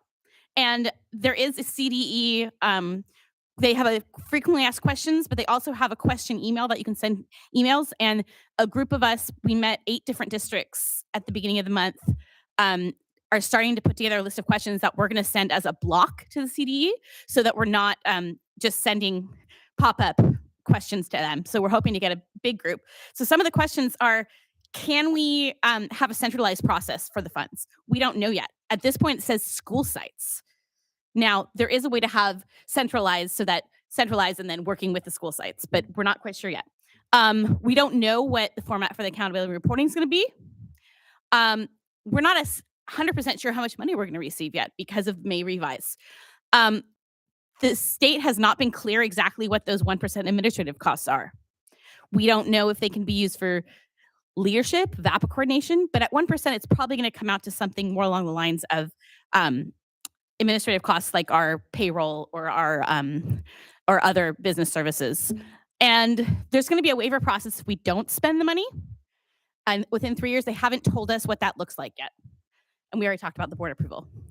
Now, a lot of schools have been getting really, really, really creative on what they're calling a VAPA expense. Career Technical Education, though they have arts, media, entertainment, are not under this because there's their own funding. And after-school programming is not part of this, but arts programs can be funded through ELOP. Enrichment programs are not part of this. Facilities and infrastructure are not part of it. Non-arts programs, so you cannot put them towards a GATE program or a non-arts club or a sport, things like that, also cannot pay for transportation. So, Elizabeth? Yes. On the after-school program, would a marching band be considered an after-school program, even if you have like a... If it is considered a club, no. If it is considered part of the instructional day, yes. So if you made it into a 0 period or a 7th period, then yes. It would need to be an actual section. When kids get a grade and all that stuff. Yeah. Right? Yeah. Okay. I mean, it could be credit, no credit. I mean, Well, no, I mean, like Yeah. when I was in the different bands, we had jazz band was a 0 period, marching band was after, but we still got a grade for the Yeah. class and we got credit for it. So it was considered academic. it would need to be a rostered class. Okay. Essentially in Aries. So staffing, 80%. This is a big part of it. We're already having trouble getting teachers, but the good news is we can use existing credentialed teachers in our district, and new sections or new grade levels count as additional staffing. You can have new teachers. You can also use this for classified. So if we have specific instructional assistants or support people or coaches, meaning instrumental coaches, dance captains, portfolio assistants, those types of things, those can be used for staffing. Materials and supplies, 19%. These are all of the materials that we use to deliver and for students to be successful with the arts. It can also include, so things like consumables, non-consumables like instruments, also can be used for repairs and maintenance because a lot of our non-consumables get old or need to be cleaned. Arts-related technology, that's if it's being used in the arts classroom. So for instance, if you're buying a computer specifically for the digital production class, that would be an example. No, that's not a good example, that's CT. For the visual arts, Art 1 class, for example. Curriculum materials, and it can be used for arts experiences. This is an important one. Staffing does not include MOUs with arts nonprofits. So in order to bring teaching artists from community groups, we would need to use this under materials and supplies. So it can be a guest artist, it can be an assembly, a field trip, those types of things for arts experiences. I know I'm going fast, I'm trying to. You can always stop me. I did talk about the LEA administrative costs. I won't read it. It's similar. These are kind of some of the things that might be used for, as it has not a big amount. And then, okay, we just went through all the Prop 28. Do you want me to pause and have any questions of Prop 28 before I move on? Okay, good. So now we're going, okay, this is coming. Actually, yes. Yeah, go for it. But it's more to Austin. So Austin, we know that we now have that Prop 28 money. It's estimated here now at $500,000. I think at one time we thought it might have been around 600 grand. What I want to know is, yes, we got a $500,000 that's dedicated, and here it is.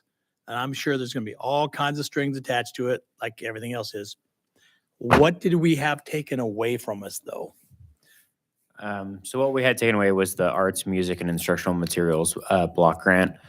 It still ends up being better for us in the fact that Prop 28 is going to be ongoing, but when Prop 28 was enacted, the arts, music, and instructional materials block grant was taken away in a chunk that would result in roughly 1 year's worth of our funding from Prop 28.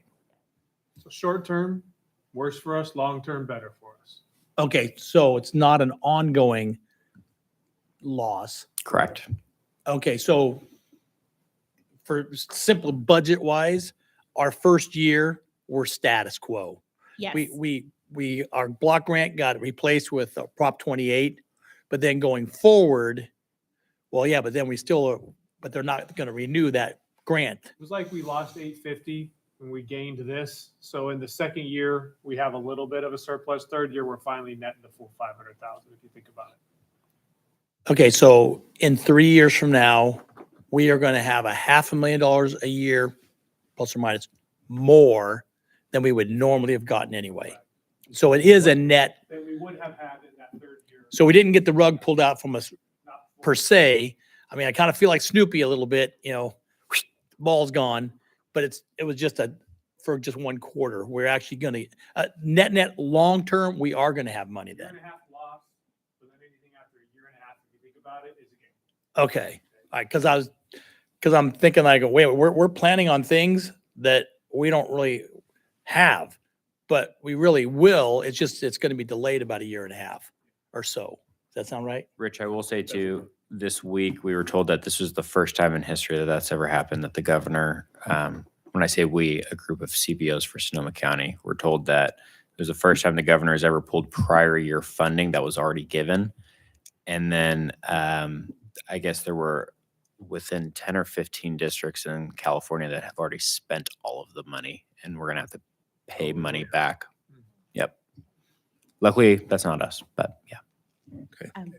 So thank you so much for bringing that up, Rich, because I was actually going to address that because, as I said, I've been reading every single thing I can possibly get my hands on with Prop 28, and several of the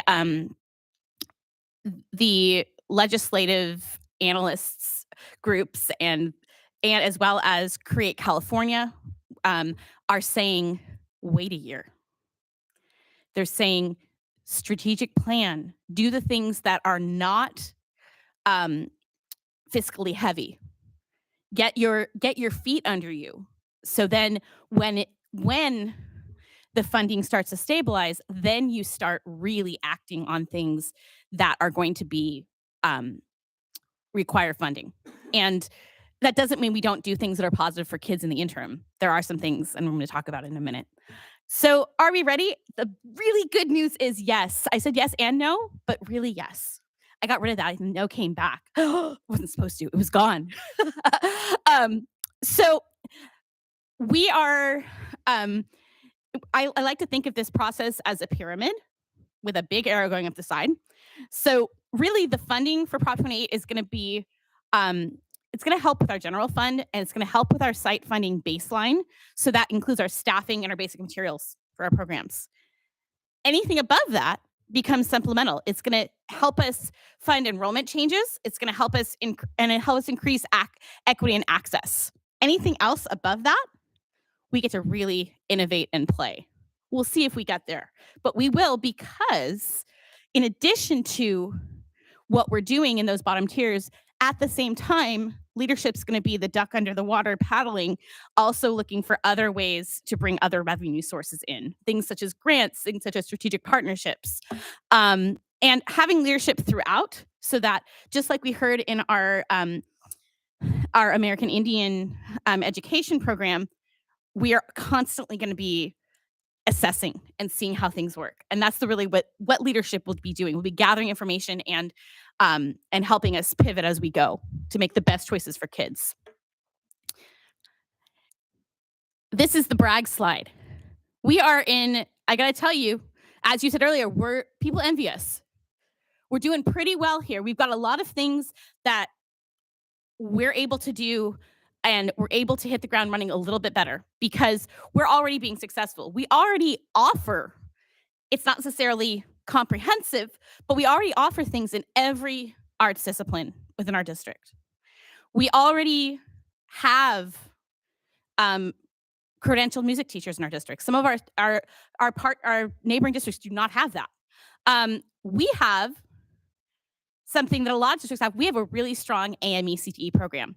So we will not replace that. That will continue to go, and that will help go hand in hand with our arts programs. We'll have our traditional arts programs that are going to help students gain skills, and then they'll go to the CTE programs to do applied experiences with the arts. We already have a strategic plan. We get to revise one. So we're not having to start from scratch. That's huge. We have some really wonderful community partnerships. And this is the biggest thing. We have an arts positive school board, district leadership, faculty, staff, and community. That is huge. That's what I get to brag about every single time I meet other people in the arts. And they don't necessarily brag. They just say, they say, wow, what are you guys doing? Oh, wow. You mean you get to actually get things done in the arts? Yes, because we're all on the same page. That's huge. And then, as I said, this wasn't a no before. It decided this slide was different. How did it end up like this? We looked at a very different slide, and it was the one So what this slide said, I'm going to just tell you what this slide said. So this is how can we leverage. Initially, I looked at this from a deficit perspective, but in talking with Jeremy and in talking with Sharon, really, these aren't deficits. These are opportunities that we have as a district as we start thinking about strategic planning, we start thinking about how we're going to leverage Prop 28 funding. There are opportunities that we have to examine our current practices. So for example, we're going to look at vertical articulation. We started that process in our first strategic plan experience, but we haven't finished it. But also that changes as our enrollment has changed and as new classes are coming in. We are also going to be looking at, this is a huge one. And I wish Melanali was here because it was one of the ones that she put back in my ear as well, was we want to look at the arts education through a lens of diversity, equity, and inclusion. Huge thing that we have an opportunity to do. We also have a huge opportunity to respond to the needs and interests of students. That is one that is so important because what I think arts education is may not be what somebody who is 20, 30 years younger than me thinks is. And I'm experiencing that every single day in the classroom. It's this almost, especially coming out of COVID, there's some cognitive dissonance. And big questions, what are the arts? And we're going to talk about that. And we have also, we have a really big opportunity, and with Heather Bailey now, even better, we get to increase communication about the arts education programs in our district. And that's both internally, so that the folks in our district know what's happening, but also externally with our community.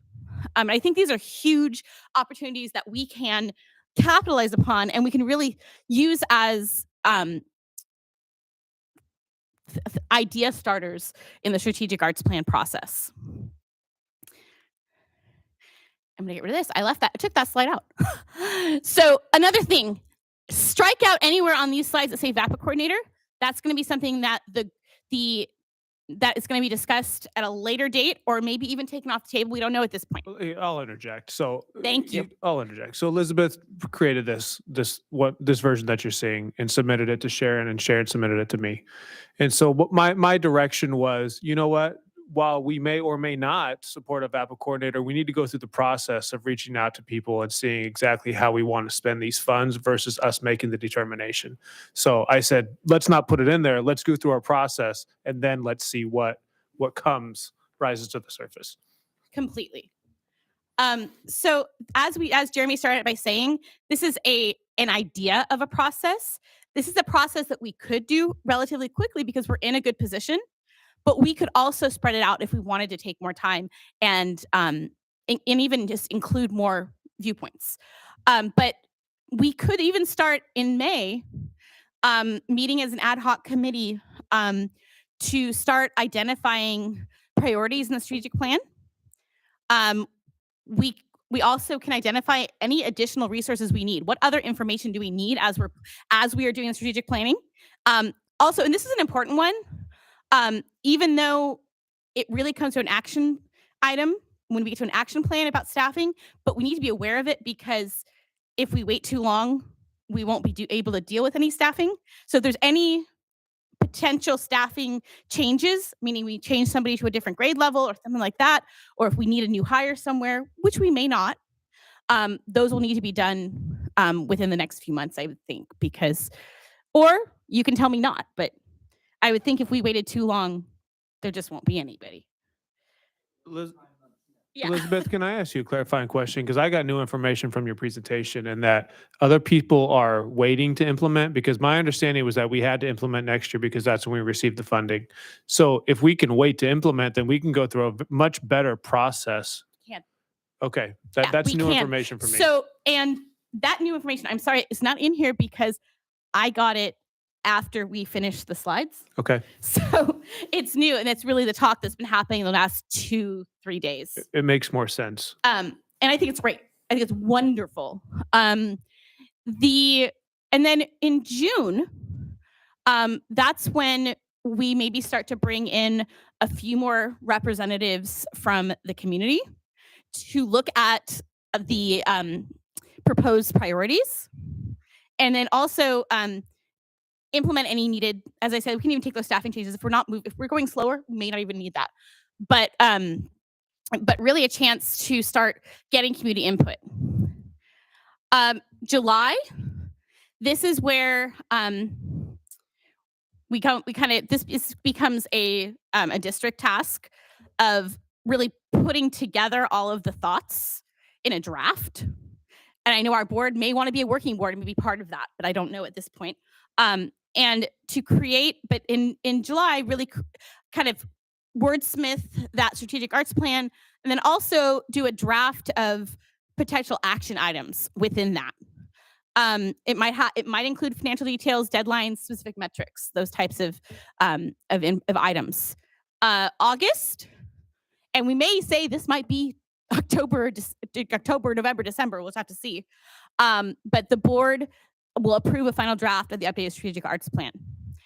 Now, one thing that might be beneficial to doing it earlier rather than later with our strategic arts plan is that will give us a plan working in that first year, so that because the plan is ideas and goals and priorities but the action plan is what we'll actually, as I said, act upon. So getting that strategic arts plan approved is going to allow us to start working on and doing laying the groundwork for the second year in which we actually maybe start spending.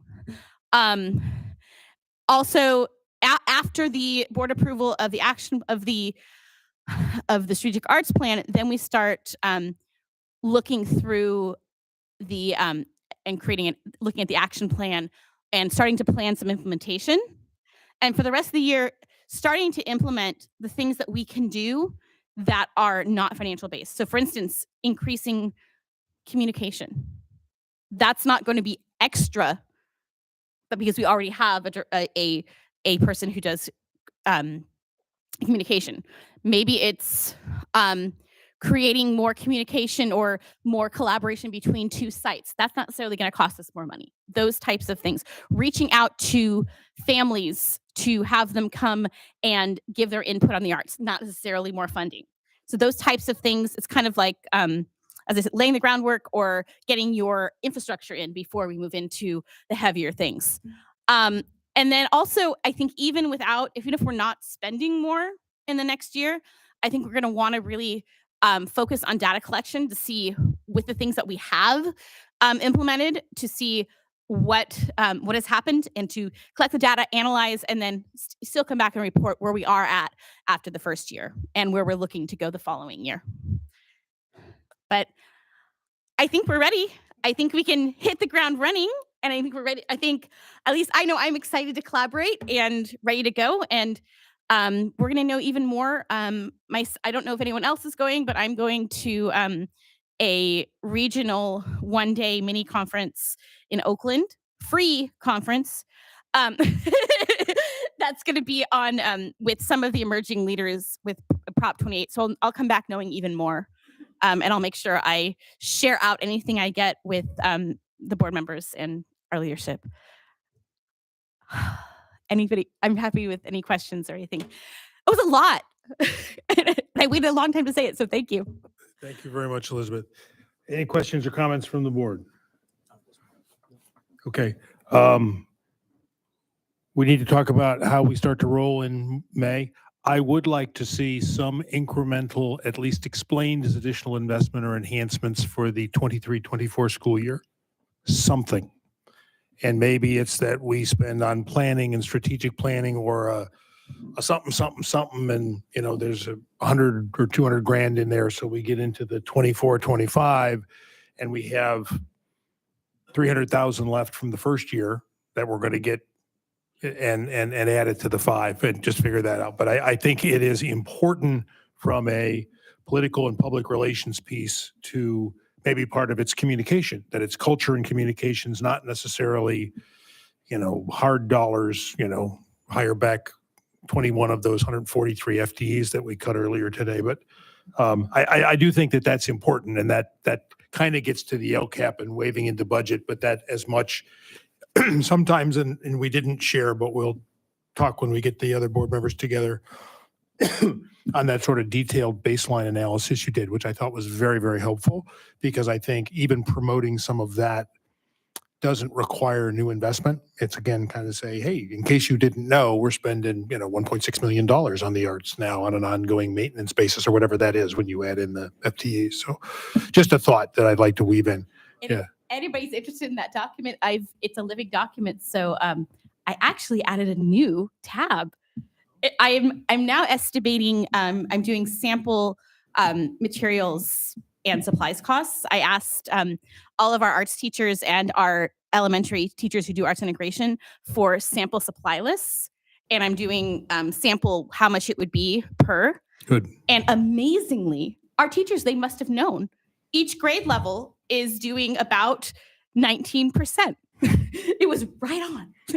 So I think if you could send that to Sharon and Jeremy, get that, we'll talk next week and we can push that out to the whole board. I think I'd like everybody to at least see that. We can maybe put some narrative about that, those sheets. We'll look at it again. I got it after I missed the meeting that you guys had and you had prepared it, which I'll apologize for again.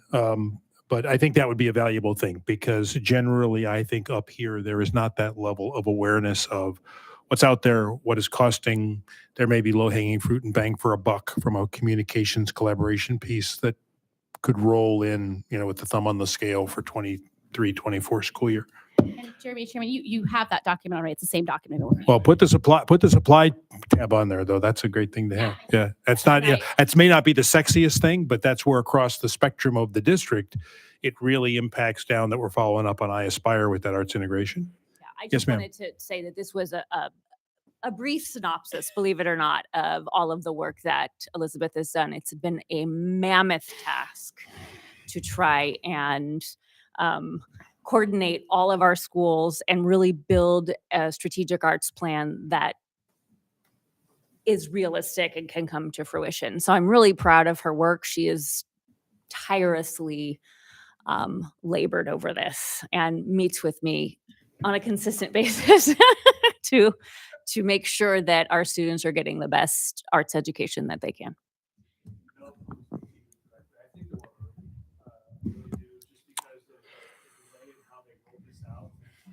Sorry, the delay in how they rolled this out, it made it really difficult on school districts. So we kind of started without having all the information. And I know a lot of places just waited. Right. So, well, and I appreciate that. And I would at least want to be clear, Prop 28 is nice and new. Mhm. We have an art strategic plan, Sharon, and we have Yep. things that are off the shelf that are actionable aspirations. I think that has sat, and Elizabeth, knows about that. It sat moribund for a while. There may be utility in parts of it. There may be places we say, yeah, we wouldn't want to do that again. But there are parts of it also that we never really reached for. Because I remember back in the day, Bullwinkle said, I can't believe you got all this stuff in your arts plan. I said, well, it's so that we can pick stuff. And it got us $3 or $4 or $5 million in grants. So I just think we need to synthesize that because this to I me hear you. is Prop 28 is good. It's nice money.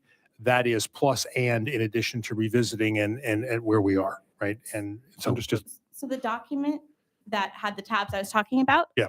additionally has narrative tabs that I went through our existing strategic arts plan and I pulled out everything that we have not achieved yet.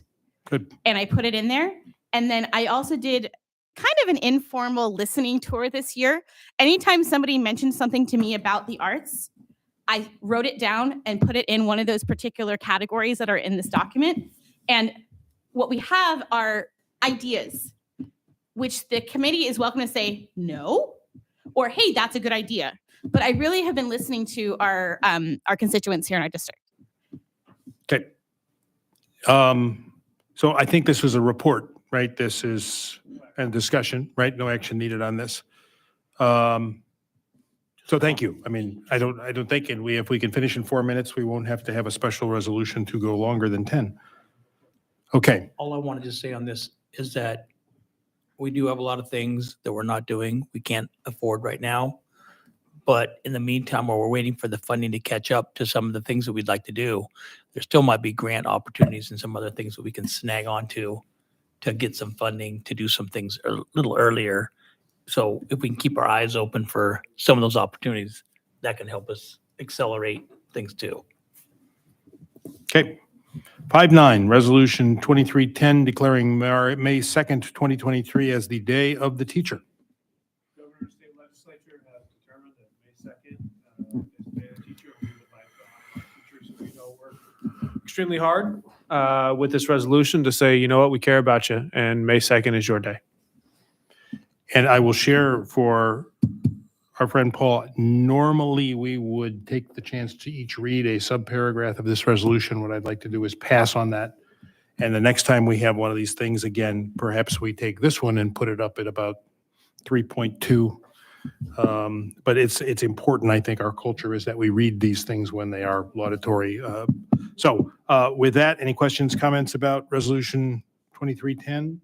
Okay. Would entertain a motion, and then we need to have a roll call vote.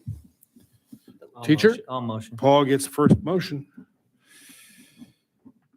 I thought the husband of a teacher would want to second it. Oh, I'll second. Yes, thank you. She probably still watched on TV unless the Warriors game went long. I don't know. And then as the son of an administrator, I'll I'm a vote dad of a aye. teacher too. He's playing at the Warriors game tonight in the house band.